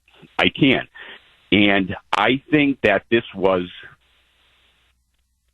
their way of saying, oh, if you want to come after us, well, we're going to nail you on one of the biggest cases in this court's history. I pray that I'm wrong, but that was my feeling after yesterday's hearing. But in terms of how this case should go, I think it's very clear and very common sense. Anyone that thinks that birth tourism should automatically grant you citizenship, you must truly hate this country. You want to bring it down. You could care less about our children's futures, and it's sickening. So, unfortunately, I see this case going against President Trump. I agree, Jeffrey. I think your analysis is spot on. This should be 9-0 for Trump against birthright citizenship. You're completely right. But no, they're giving Trump the middle finger, the proverbial middle finger. You can see it. I've never, ever seen in all the years now that she's been on the bench, it's been a couple of years, I've never seen Amy Coney Barrett this aggressive. I don't know this Amy Coney Barrett. First of all, she's generally quite mousy, quite meek, quiet, doesn't say very much. She was on the attack yesterday against Trump's Solicitor General and betraying all of the principles that she previously used to believe in. And Kavanaugh, I mean, that's another one. You know, he's more mild-mannered. Oh, man, he was going after John Sauer like he was his mortal enemy. And Chief Justice John Roberts, you can tell he's loving this because he really wants to stick it to Trump. So, no, I think they said, oh, yeah, you're going to try to, you're going to chastise us. You're going to give us a tongue lashing over the tariffs decision. Well, now we're going to really show you who's boss, which, of course, they're not supposed to do. They're supposed to rule according to the Constitution. And frankly, what's the best interest of the country, but especially, what's the correct interpretation of the Constitution. That's their job. Whatever the president does or whatever the president says. And, Jeffrey, just to add to what you're saying, the Supreme Court, there's a reason why they have lifetime appointments. It's for life. It's for life. So how much can the president really intimidate them? He can't fire them. He can't take away their paycheck. He can't. I mean, the only thing he can possibly do is pack the Supreme Court, but we know Trump won't do that. No sane person would ever do that. So, I'm like, well, yeah, you can huff and puff all you want, but I'm still going to be Chief Justice, or I'm still going to be Associate Justice, or you're not knocking, it's done. I'm in. And there's nothing you can do about it. So this whole argument that, he's bullying the court, with what? What can he do? Nothing. And so you have the poor president, just sitting in the gallery for an assigned seat for presidents, and he's still being vilified by the left. But it's clear. You look at the tariffs case. You now look at this case. I can cite you other cases as well. And the court is out to get him. Again, with the exception of Alito and Thomas and to some degree Gorsuch. They're out to get him. Okay, I want you to listen now to this. This is Chief Justice John Roberts. He is asking Trump's Solicitor General, John Sauer, about birth tourism. And Roberts is trying to make the argument that it's really not a big problem. Like, you're acting like this is a big issue and, and a national emergency and a threat to national security. And so Roberts is like, well, do you have numbers? I mean, I don't know. How many of these births are actually done in the United States every year? Do you have any statistics to back up your argument? I want you to listen now to this exchange. Roll cut 101, Mike. Thank you, counsel. You mentioned in your briefing and also this morning the problem of birth tourism. Do you have any information about how common that is or how significant a problem it is? It's a great question. No one knows for sure. There's a March 9th letter from a number of members of Congress to DHS saying, do we have any information about this? The media reports indicate estimates could be over 1 million or 1.5 million from the People's Republic of China alone. The congressional report that we cite in our brief talks about certain hotspots like Russian elites coming to Miami through these birth tourism companies. And I mean, here's the facts about it that I think is striking. Media reported as early as 2015 that based on Chinese media reports, there are 500 birth tourism companies in the People's Republic of China whose business is to bring people here to give birth and return to that nation. Now, so basically, Roberts thinks he's going to catch him by saying, oh, geez, I don't know, it's just like maybe 20 people that have done it. Instead, Sauer's like, well, no, we're looking at just what? 1.5 million just from China alone. And we're not counting the Russians and the Turks and what you see from the Middle East. So we're looking at millions and millions and millions. And, 500 birth tourism companies alone in China. 500. So it's a booming business. So now Roberts, basically Sauer checkmated him on that argument. It's clearly a major problem. And it strengthens Trump's argument. So Roberts now has to make this argument. Listen to this. Well, what does this have to do with the larger issue at stake? We're talking about the 14th Amendment. So what does this have to do with the 14th Amendment? Roll cut 101A, Mike. Having said all that, you do agree that that has no impact on the legal analysis before us? I think it's. I'd quote what Justice Scalia said in his Hamdan dissent, where their interpretation has these implications that could not possibly have been approved by the 19th century framers of this amendment. I think that shows that they've made a mess. Their interpretation has made a mess of the provision. Well, it certainly wasn't a problem in the 19th century. No, but of course, we're in a new world now, as Justice Alito pointed out, where 8 billion people are one plane ride away from having a child who's a U.S. citizen. Well, it's a new world. It's the same Constitution. It is, and as Justice Scalia said, I think in the case that Justice Alito was referring to, you've got a constitutional provision that addresses certain evils, and it should be extended to reasonably comparable evils. He said that about statutory interpretation. I think the same principle applies here, and I think we quote that in our brief. I mean, it's unbelievable. I mean, look at how Roberts keeps changing ground. He keeps shifting ground. First, he's trying to argue it's not a problem. Then when Sauer points out, no, it is. It's a serious problem. You want to know how much? I'll tell you how much. We're looking at millions and millions of these births. That's not illegal aliens. That's birth tourism. These are people with, visas to come here, for a vacation. Okay, so technically they're allowed to be in the United States. And you've got 500 companies in China alone. And by the way, again, I want to stress this. These are wealthy Chinese parents, couples, with ties to the Chinese Communist Party that are coming, to Florida, Miami, whatever, California, wherever they go, Arizona, many of them, Scottsdale.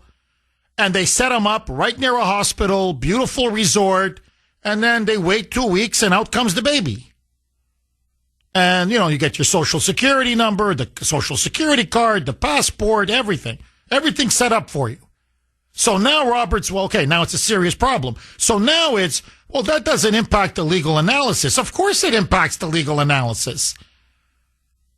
It's a threat to the national security of the United States. And then he says, but they don't mention illegal aliens in the 14th Amendment. Well, of course they don't mention illegal aliens in the 14th Amendment because they didn't have a problem with illegal aliens in 1868 when they framed and ratified the 14th Amendment. Like what? I'm sorry. What? So there's supposed to be prophets who can see into 100 years into the future? So they're supposed to think, really, in the 19th century when they were still normal back then. Oh, no. In 100 years from now, the Democrats, led by Senator Ted Kennedy, are going to pass this crazy immigration act that's going to flood the country with third world illegals. So we have to anticipate what they're going to do. They're going to open up the borders and allow 20, 30, 40 million illegals to come in. And they're going to allow babies to be born from these illegals. And poof. They're going to give them citizenship.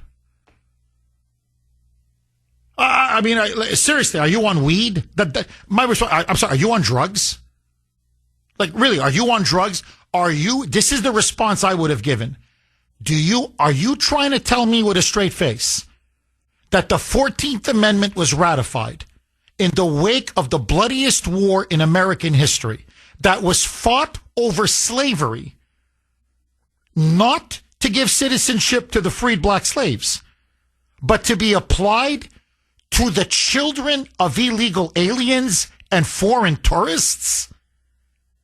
Is this what you're saying? And you're the Chief Justice of the U.S. Supreme Court? Are you that ignorant of American history? Are you that ignorant of the 14th Amendment? Are you that ignorant of our founding fathers? Are you that ignorant of basic immigration and citizenship law? And, there's a reason why 99.9% of the world doesn't have birthright citizenship. In other words, Mr. Chief Justice, what you're arguing for is that the U.S. Constitution is a suicide pact. That's what you're arguing right now. That 1 billion people, 2 billion, 3 billion can get on a plane, come to the United States, out comes the baby, and all of them are citizens. And we got to, not only do they get citizenship, they get the right to vote, and they get all the welfare they want. Like, hello? Are you wearing, you're the one wearing the black robe, and I got to explain this to you. And poor Trump is in the gallery watching this, listening to this, and the whole time he's just shaking his head. He's just shaking his head like crying for the Republic. And he's just, everything I try to do to save this country, they just block me, overturn me. I've got rogue judges. Now I've got this out-of-control Supreme Court. Everything I do to try to fix this country, I'm getting stopped at every turn. 617-266-6868. Rob in Maine. Thanks for holding, Rob, and welcome. Hi, Jeff. You hear me okay, buddy? I hear you loud and clear, Rob. The floor is yours. Go ahead, my friend. Thank you. Listen, again, so many points get brought up by you, your staff, and by your callers that are really great. And one of the points, I think a general point, is that a lot of this has some nuanced corners of it, all of these arguments. And one of the nuanced corners, I think, is with regard to the change in the character of people that migrated great distances to live in other parts of the world. After the Civil War, a lot of freed slaves went to Michigan and became, pretty good family people, as long as, they still had the traditional family before welfare kind of screwed things up. But they were, for the most part, hard workers, and they were different, from people that are coming in now. And the reason I'm bringing this up is because I was brought up in Fall River. And I heard one of your callers this morning talk about... Rob, did you turn on the speakerphone? Because we can hardly hear you. But how about now? Can you hear me now? Yes, loud and clear. Go ahead, Rob.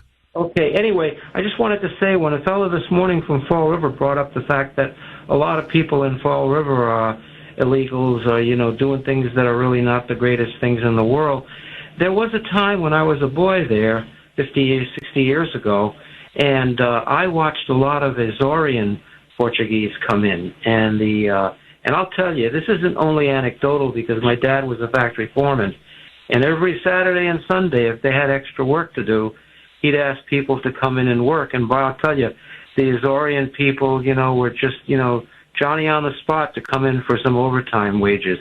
So my point is that there's a big difference now in the character of the immigrants. And no question. No question. No question.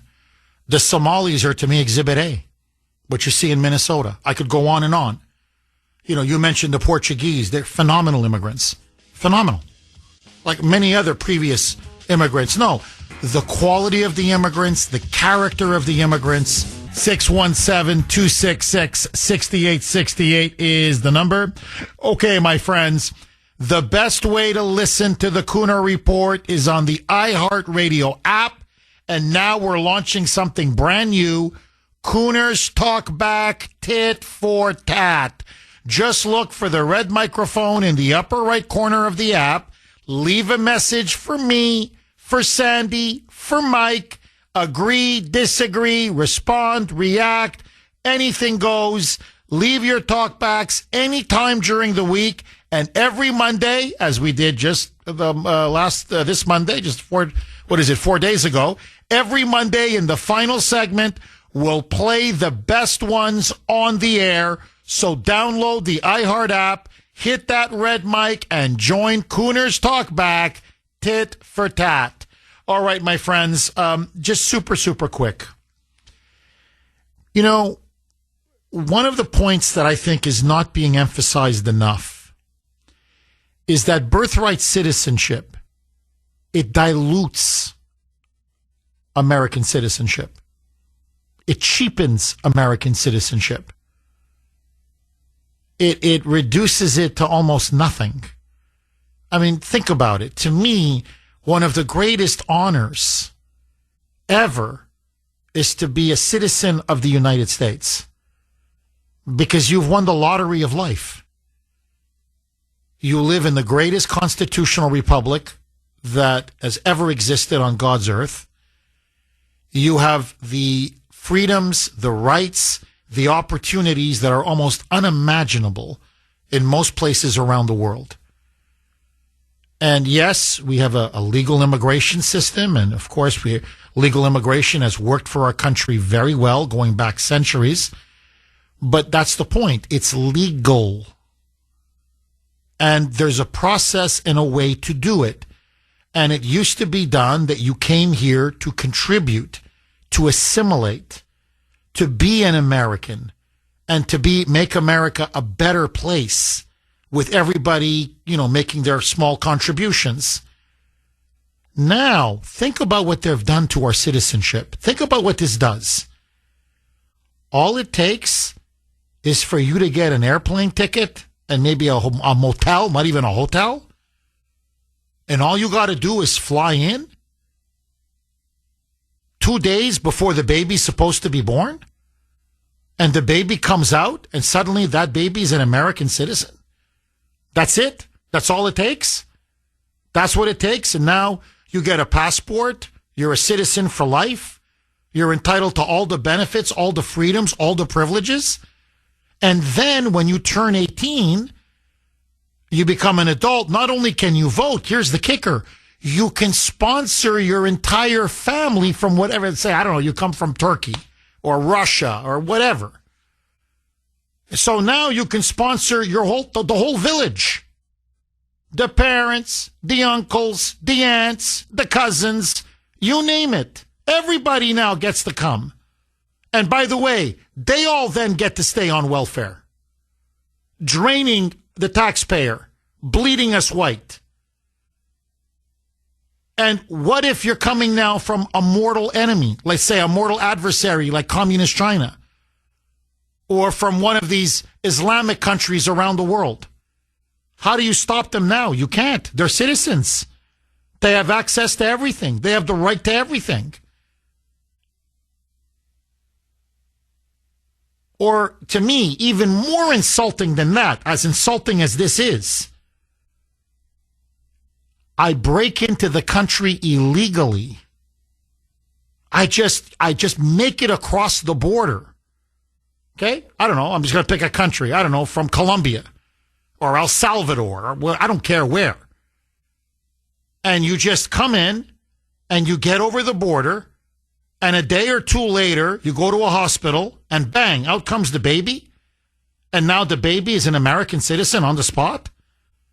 And essentially, it's almost impossible to get rid of you, deport you or the husband, and the baby grows up to be 18, the dreamer. By the way, that's the class that Obama designated as the dreamers. Those are the children of illegals that were born here illegally. And they're better than us. I mean, I'm not kidding. That's what they say over and over again. They commit less crimes. They are smarter. They're higher IQ. They're more ambitious. They're more hardworking. So, in other words, they're the best of the best. The best of the best are those that come over from third world countries and plop, out comes the baby. You want to degrade our country. I don't think you can degrade it any more than this. So is this what American citizenship comes down to? You just got to make it here? Any way, by hook or by crook? Break our laws? Come in, cross our border illegally? Basically, you're an invader. And so an invader comes and has a baby, and the invader's child now becomes a citizen. Now, let me ask you, in all seriousness, it's our 250th birthday as a nation, okay, our 250th anniversary. You honestly think George Washington? I want you to think of the names I'm mentioning now. Alexander Hamilton, Thomas Jefferson, John Adams, Samuel Adams, Benjamin Franklin, James Madison, the father of our Constitution. You think for them, that's how cheap our citizenship was?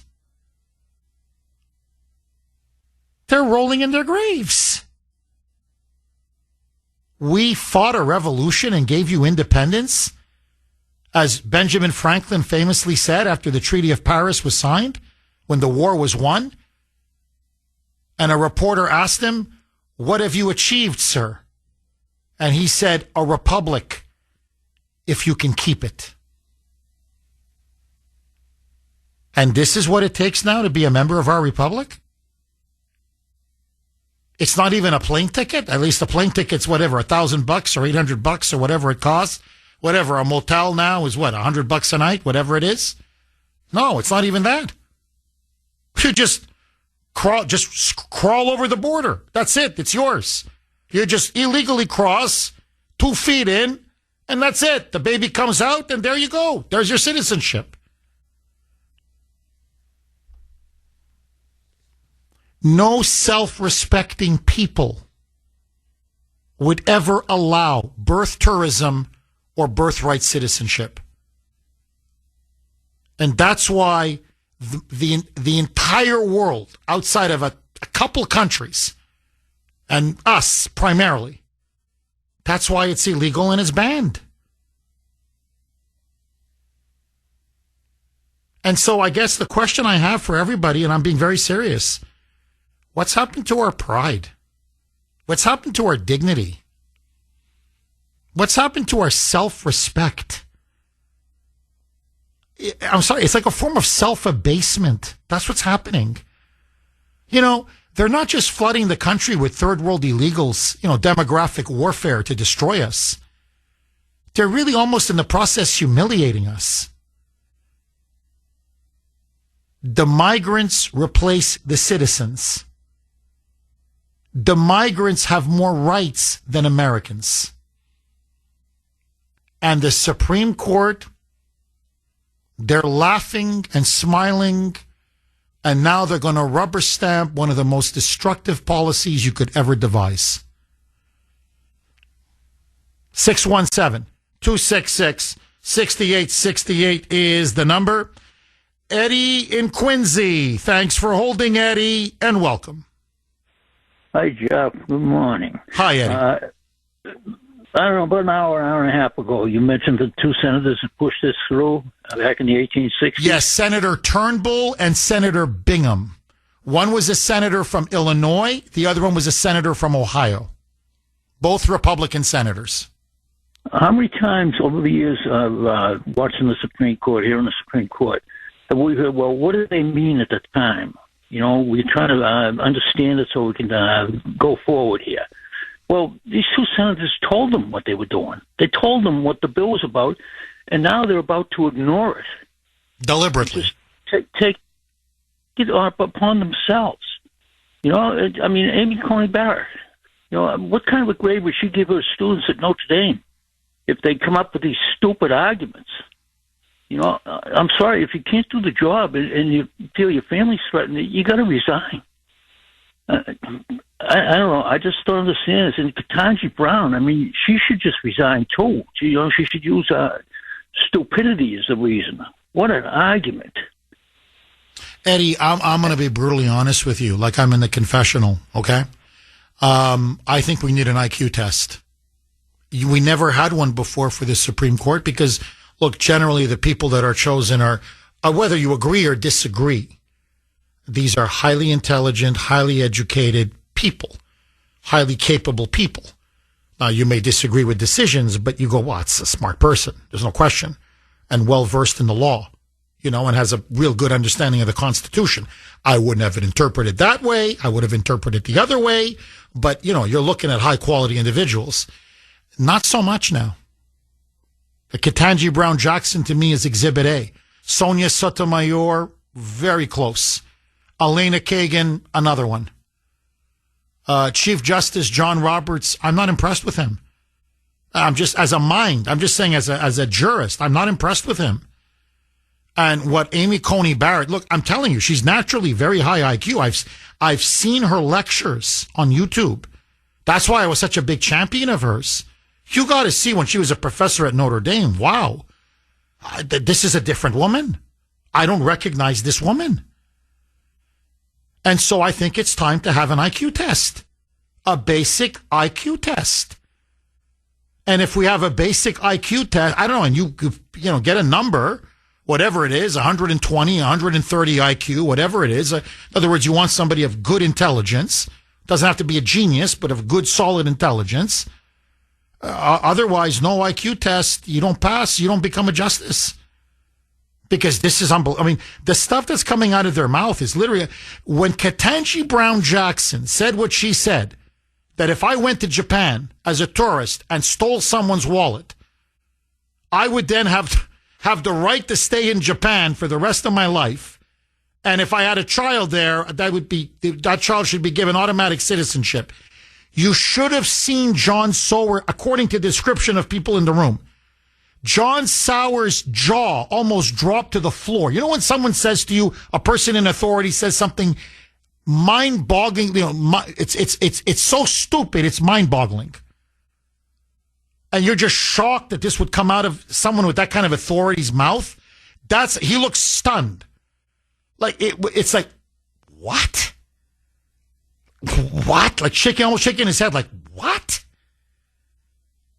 Like, and then the other justices were kind of like with their eyes, like looking at, like, when you look at someone, like, and your face kind of like, the reaction on your face, you're like, whoa, what just came out of this person's mouth? So, we need an IQ test. Okay, that's number one. Number two, and I think this is where your point is, you're so dead on. If you're afraid because you're being threatened, as Amy Coney Barrett is, as apparently now it seems Brett Kavanaugh is, when you have Chuck Schumer on the steps of the Supreme Court, this was over Roe v. Wade, saying that if they vote against Roe v. Wade, you're going to reap the whirlwind. We're coming for you. He's threatened them with violence. And Amy Coney Barrett now has been getting death threats nonstop. An assassin, a wannabe assassin, broke into Kavanaugh's home to murder him and his family. They did protests in front of their homes, threatening to burn them in effigy. All right, they were burning them in effigy, threatening to murder them. Now, look, I'm not a tough guy. I don't claim to be a tough guy. Believe me, the last thing I am is a tough guy. Trust me when I tell you this. I get about 10 to 15 death threats a week. You want the truth? I'm telling you the truth. If you're an influential, popular, truly conservative talk show host who goes against the liberal regime and Democrat power, you're going to make a lot of enemies. And I'm telling you, when I say they hate me, my God, the Moonbats hate me. They hate me. You should see the hate mail I get. Now, look, that's why I always defer to my wife. My wife doesn't want me to run for politics. I don't run for politics. Whatever. My wife wants me to take her out to dinner. I take her out to dinner. Why? Because she puts up with a lot. It's not easy. I'm not crying. I'm not complaining. I'm just explaining. To have your husband have death threats and the family, and they mention my wife and they mention my kids and how they're going to go after my kids. Many of them send me emails with the address of where my kids go to school. So they're obviously trying to tell me, like, wink, wink, we can get your children. My wife puts up with a lot because I do this job. And my kids put up with a lot. And that's why I'm like, hey, honey, I know the sacrifice you and the kids have made. So that's why whatever you want, you got. If I'm not up for the job, if I'm afraid to speak the truth the way I see it, then I'm sorry, I should resign. I'm not fit to be a talk show host. Never mind a Supreme Court justice. What am I compared to a Supreme Court justice? One of 9. There's only 9. And to be even more accurate, it's not even 9, it's 5. 5-4 majority. That's all that matters. So you're basically, if you want to be in the majority, you're one of five. One of five. If Amy Coney Barrett feels intimidated or threatened, step down. That's the honorable thing to do. If Kavanaugh feels threatened, step down. If Chief Justice John Roberts, because they were burning him in effigy in front of his house, if he feels frightened and intimidated, step down. There's no dishonor in stepping down. No, really, I'm being serious. Hey, look, I can't do my job. I'm worried about my children. I'm worried about my spouse. We had death threats. Somebody broke into my home, wanted to murder me and my family. This job's not worth it, man. I value my neck. But don't turn yourself into a pretzel, an intellectual, judicial pretzel, because you don't want to offend the mob, the liberal mob, the people that are giving you death threats, because now that's undue influence. You know what I find incredible, and I'm going to come right back to you, Eddie, I promise, is you have these moonbats in the media yesterday, the Democrats. Oh, Trump, what was he doing there at the Supreme Court? It's outrageous. Sitting, quiet, silent, undue influence, it's intimidation. Schumer was calling for them to be hanged. Hanged. Nothing. They unleashed the mob to go after conservative justices on the high court. Nothing. Nothing. You want to talk about undue influence. You want to talk about an intimidation campaign. It's what the left is doing to the Supreme Court as I speak to you now. And look, it's paying off. It didn't work for Roe v. Wade, although they got Roberts to defect. But still, Amy Coney Barrett, Kavanaugh voted the right way on that. 5-4, but it passed. On the tariffs, it worked. On birthright citizenship, I believe it's going to work. And on future cases going forward, hey, I'm sorry. But if you don't have the courage, the guts, the spine for a kind of a high-profile, very public job like this, where you're going to get a lot of death threats, it's the nature of the job, then, the expression, if you can't stand the heat, get out of the kitchen. And I think it's time for some of them now to get out of the kitchen. To me, that's not an excuse. If you can't stand the intimidation campaign, and it's affecting your rulings, and it clearly is, then you are a compromised justice. And that's a corruption of the court. And I think you then have a civic moral responsibility to do the right thing and tender your resignation. Eddie, am I wrong? Final word to you. Oh, no. You mentioned an IQ test. My thing is, you got to ask these when they come before the Senate for the hearings, how are you going to feel if you ever get a death threat? Is it going to affect your work? And, please give me an honest answer. And if it's yes, then, I can't vote for you. Or, Eddie, just to push your point even further, can you give me a definition of a woman? That was asked of Ketanji Brown Jackson. And if a Supreme Court justice, potential candidate, a nominee says, I can't answer that. I'm sorry, what? That's like saying, no, really, 2 + 2 is? Can't answer. What do you mean you can't answer? You don't know the answer? I can't answer. If you don't know what 2 + 2 is, that 2 + 2 = 4. If you can't define to me a woman or a man or a whatever, an adult or a child or, the most basic categories, and you belong on the Supreme Court, how? So to me, that was an IQ test and she failed. So I'm with you all the way. Eddie, dynamite call. Thank you for that call, Eddie. And honestly, for saying out loud what many people in private are saying. 617-266-6868 is the number. Okay, let me throw this log on the fire. Do you believe some of these Supreme Court justices are now intimidated? Has the left's campaign of bullying and intimidation worked? And do you no longer have confidence in the high court? 617-266-6868 is the number. Maggie in Amesbury. Thanks for holding, Maggie, and welcome. Good morning, Jeff. Thanks for taking my call. My pleasure, Maggie. I wanted to give you kind of a real-life example of how this can impact us as well. Back in the 90s, I was a nurse in a labor and delivery ward in Southern California. And so a lot of people did come right over the border to have their children.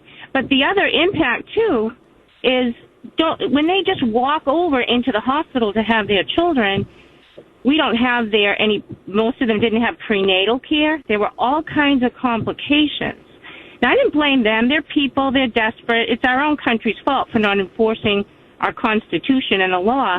However, that ward ended up it went bankrupt. It went bankrupt because we simply could not keep up with what was just coming through the door unexpectedly. No prenatal care. Sadly, a lot of children born with complications that could have been foreseen and treated had they had the proper prenatal care.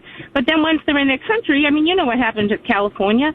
So all these children are now here. Now they're in the schools. The parents stay here. Again, honestly, I don't blame the people for trying to come to this country. I blame our own feckless leaders for failing to enforce the laws. I mean, those judges, their arguments from those Supreme Court justices and their inane examples, that's shameful. I agree with that prior caller. Resign.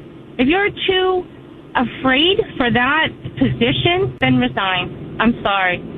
Anybody with common sense can read the history of that clause, the amendment, and understand that there's no way in heck that our forefathers intended for anyone to just come over and have a child. And the tourism thing that blows my mind. I never even heard of that. Like I said, I saw it firsthand working in labor and delivery. But this is crazy. What are these justices doing? It's obvious that they're just trying to protect illegal immigration and I think treating Trump's attorney horribly. Almost like he's I don't know. I don't want to swear, but it's just crazy. Blows my mind. Oh, I agree with you. And look, to me, the other question I'd like to look into is, are any of them on the take? Or are they being blackmailed? Again, this has been surrounding Chief Justice John Roberts for years. This issue of do they have something over him? And in particular, the adoption of his two children. This was a while ago, but they adopted two kids. The way I did, I adopted two kids. I was blessed to adopt them both from the United States, one Ashton, Minnesota, and Ava, Utah. But he went to Ireland to adopt two children. And apparently there's been a rumor now around him that it was done illegally. I'm not saying it was. I'm saying that's the rumor. And maybe they're holding it over him, his children or the illegal adoption or whatever, or he's on the take. But again, this is not, you look at John Roberts before he went on the Supreme Court. It's like Amy Coney Barrett. And what he's done after, it's like two different human beings. It's like two different people.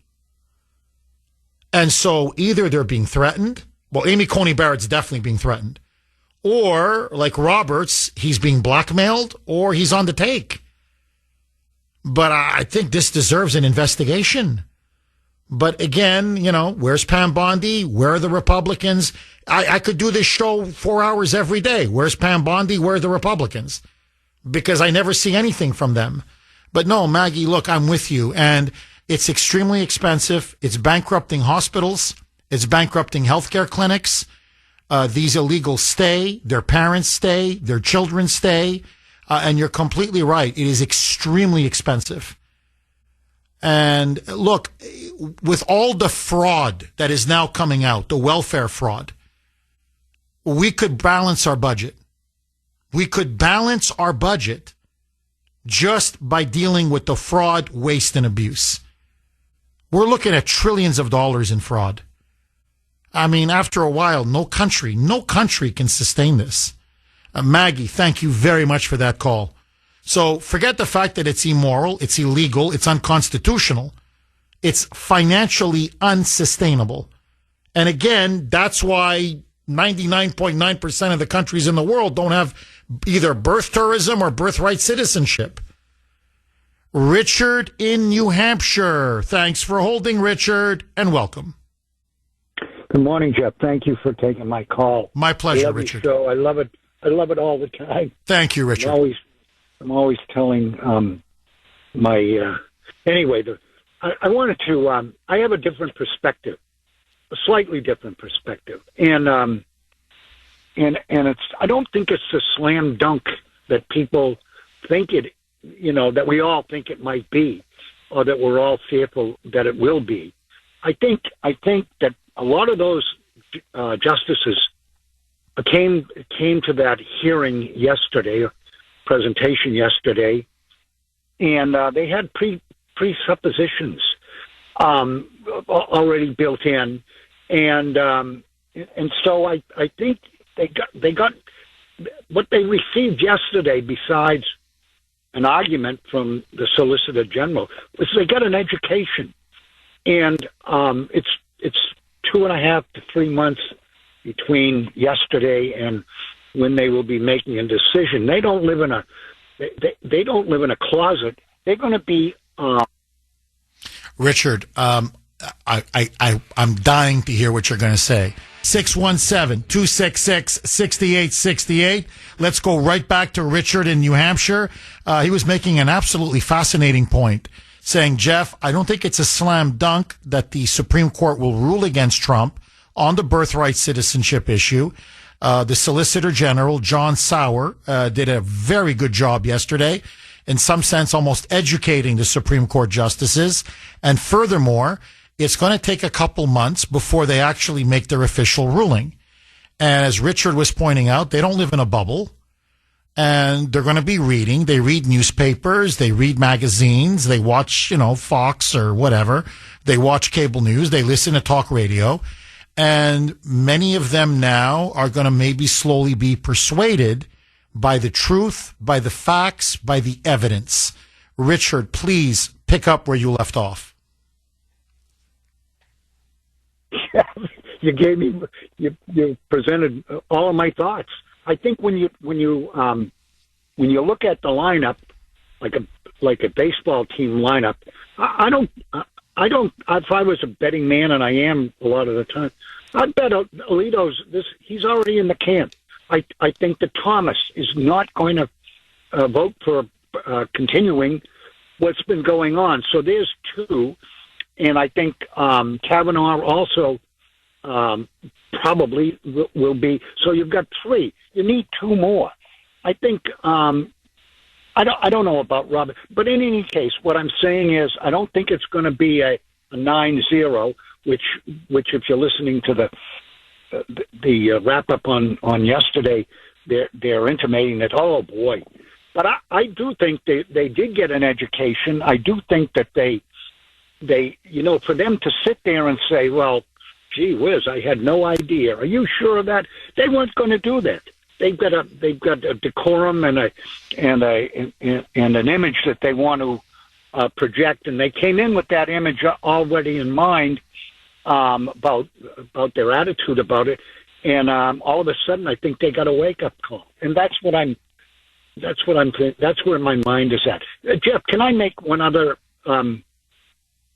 give you a different perspective on something else, which is related? Yes, Richard, just 1 second. I promise, yes. But look, I agree with you. I think Alito is going to side against birthright citizenship. And I think Thomas. I think those two are a solid opposition to birthright. Gorsuch should be a no as well. So that's 3. Okay? Now, in a perfect world, and you may be right about Kavanaugh, so that may get us to 4. That's why when I went on X last night, I said, look, for there to be a 5-4 majority to ban birthright citizenship, I said the key vote is going to be Amy Coney Barrett.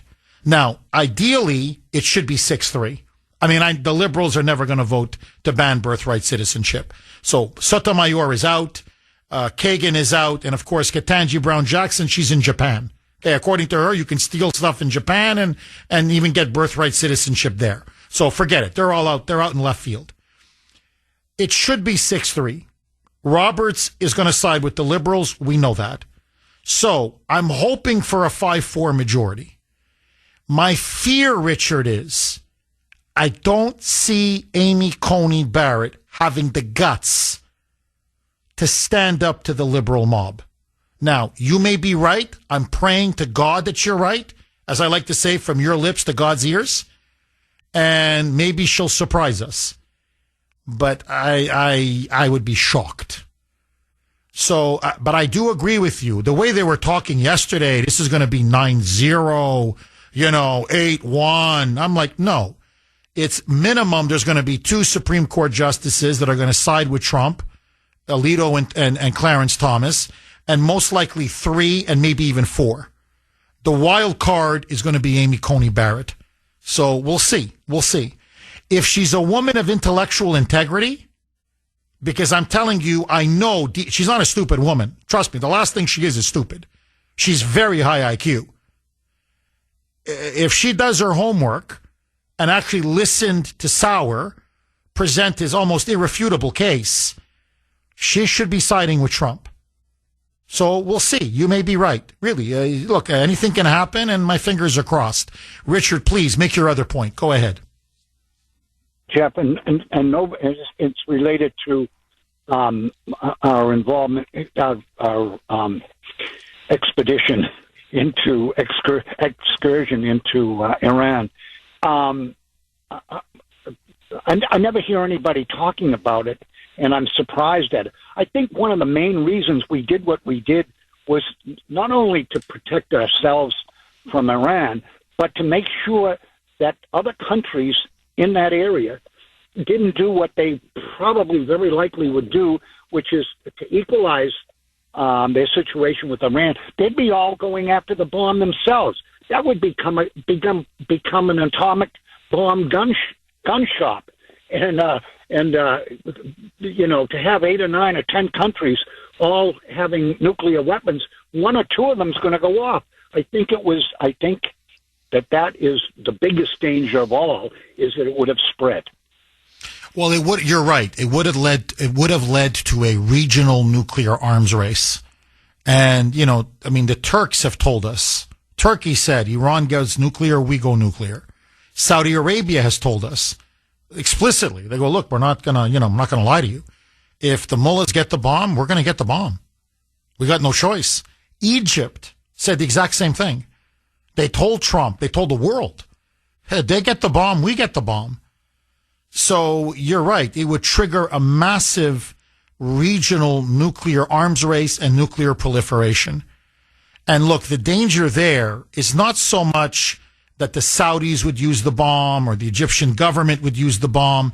The problem is now the nuclear bomb is in Islamic countries with a lot of terrorist groups that operate within that country. It's very easy to give them or sell them a nuke. And then potentially they could kill millions of people. So, look, the threat of nuclear proliferation is one of the biggest threats we face on the planet. And that's why, to me, the less countries that have the bomb, the better. To me, there's no question. Richard, thank you very, very much for that call. Didn't mean to be sidetracked, but it is. There it is. Carol in Medfield. Thanks for holding, Carol, and welcome. Hi, Jeff. Thanks for taking my call. My pleasure, Carol. I listen to you every morning, even though I am on the other side politically, but I find your show compelling. Thank you, Carol. I wanted to make one comment. From what I understand, the threats that Amy Coney Barrett has been getting are from Trump supporters. She has gone against him a couple of times, and she clearly is not a fan. And the other issue I wanted to mention is that I think we forget that the Supreme Court is supposed to be non-political, which has been a problem because of Justice Alito and Thomas, because Trump could murder babies on the street and they would, agree with him, which is sad. But, I just wanted to see what you felt about those two things.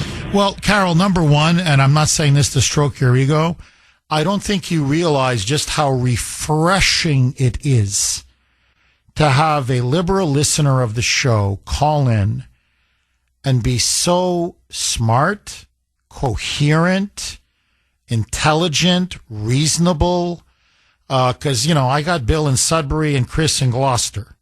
And that's who I get calling in. You know what I mean? So it's very frustrating.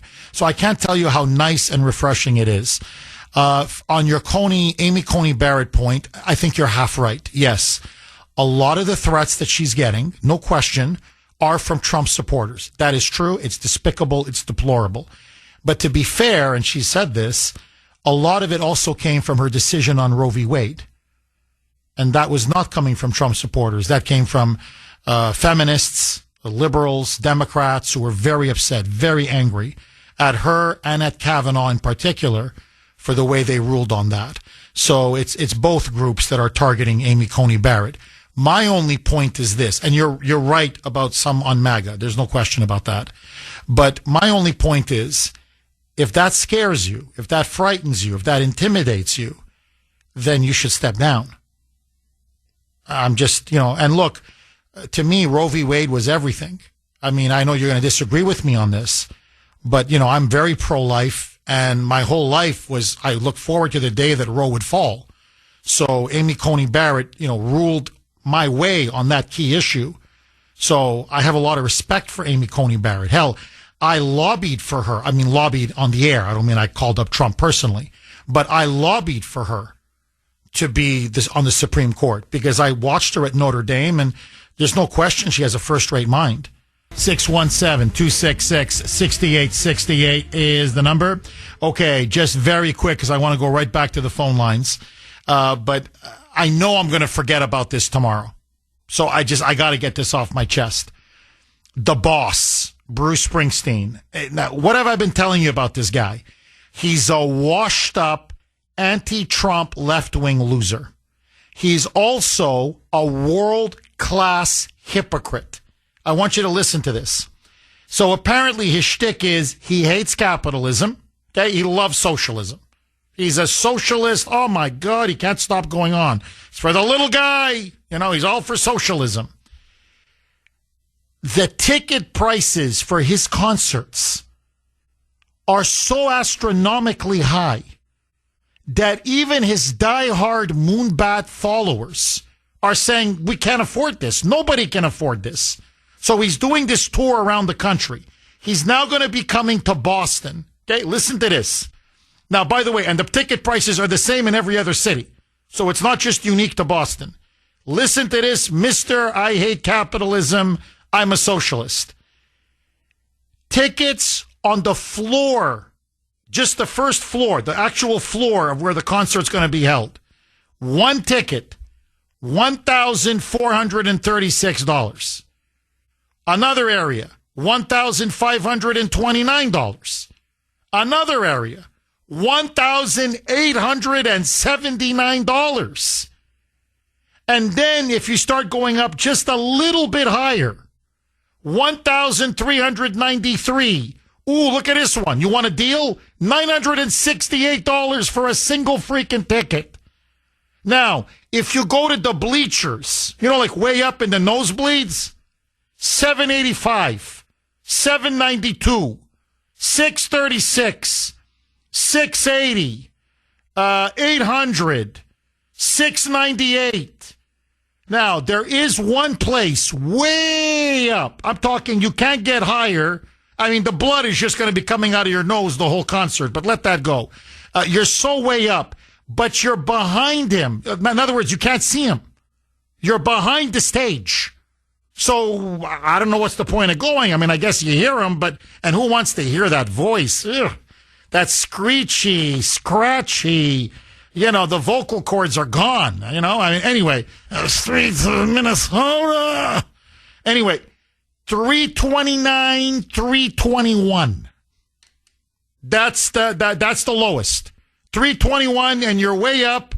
You can barely breathe. You're so high and you're behind the guy. You literally, you can't see the stage. You can't see anybody on the stage. Hey, you phony, you fraud, you. So, yep, it looks like the boss is as someone put it, is a washed up piece of communist garbage. And boy, oh boy, is he milking his fans. And by the way, this is a guy that's worth, what? Mike, what would you say Bruce Springsteen's worth? Minimum, hundreds and hundreds of millions of dollars. Minimum. Okay, maybe he may even be a billionaire. I don't know. But if he's not, he's close. And this, you gotta swindle and fleece your fans like this? You phony. And you and AOC deserve each other. Billion. All right. Mike says he looked it up. According to Google, he's worth $1.1 to $1.2 billion with a B. And this guy's charging $1,500 a ticket. You phony, you fraud, you. Well, you would charge that much, Mike? If people are going to pay, get the extra. That's the problem, though, Mike. People aren't paying. That's the people aren't buying his tickets. Who can pay? You bring a date. That's $3,000. Who can afford this? Okay, Angelo in Rockland. Thanks for holding, Angelo, and welcome. Hey, Jeff. Angelo. His new song is Treason in the USA. He's a bum. But anyway, we went to war with Iraq to do what we had to do, and we stabilized the area somewhat. Other countries step up to the plate, do your thing. If he wants to go in for plutonium, in and out quick, and that's it. Now, you know something? We're at war with all these people. I call them treasonous in the country. So I would definitely get rid of Thune and get him out. I would definitely do that and get rid of that filibuster and do what you have to do to save America, because we're at war with these people. And at the same token, you got to make the new laws on the books perfectly clear so there's no debate with these sick ideology radicals. That's what you got to do. And whoever's not on board, weed them out. But you got to get rid of that filibuster to make these things happen. You are 1,000%, Angelo, correct. 1,000% correct. They got to blow that filibuster now before the Democrats, if they win in November, because they're going to abolish the filibuster.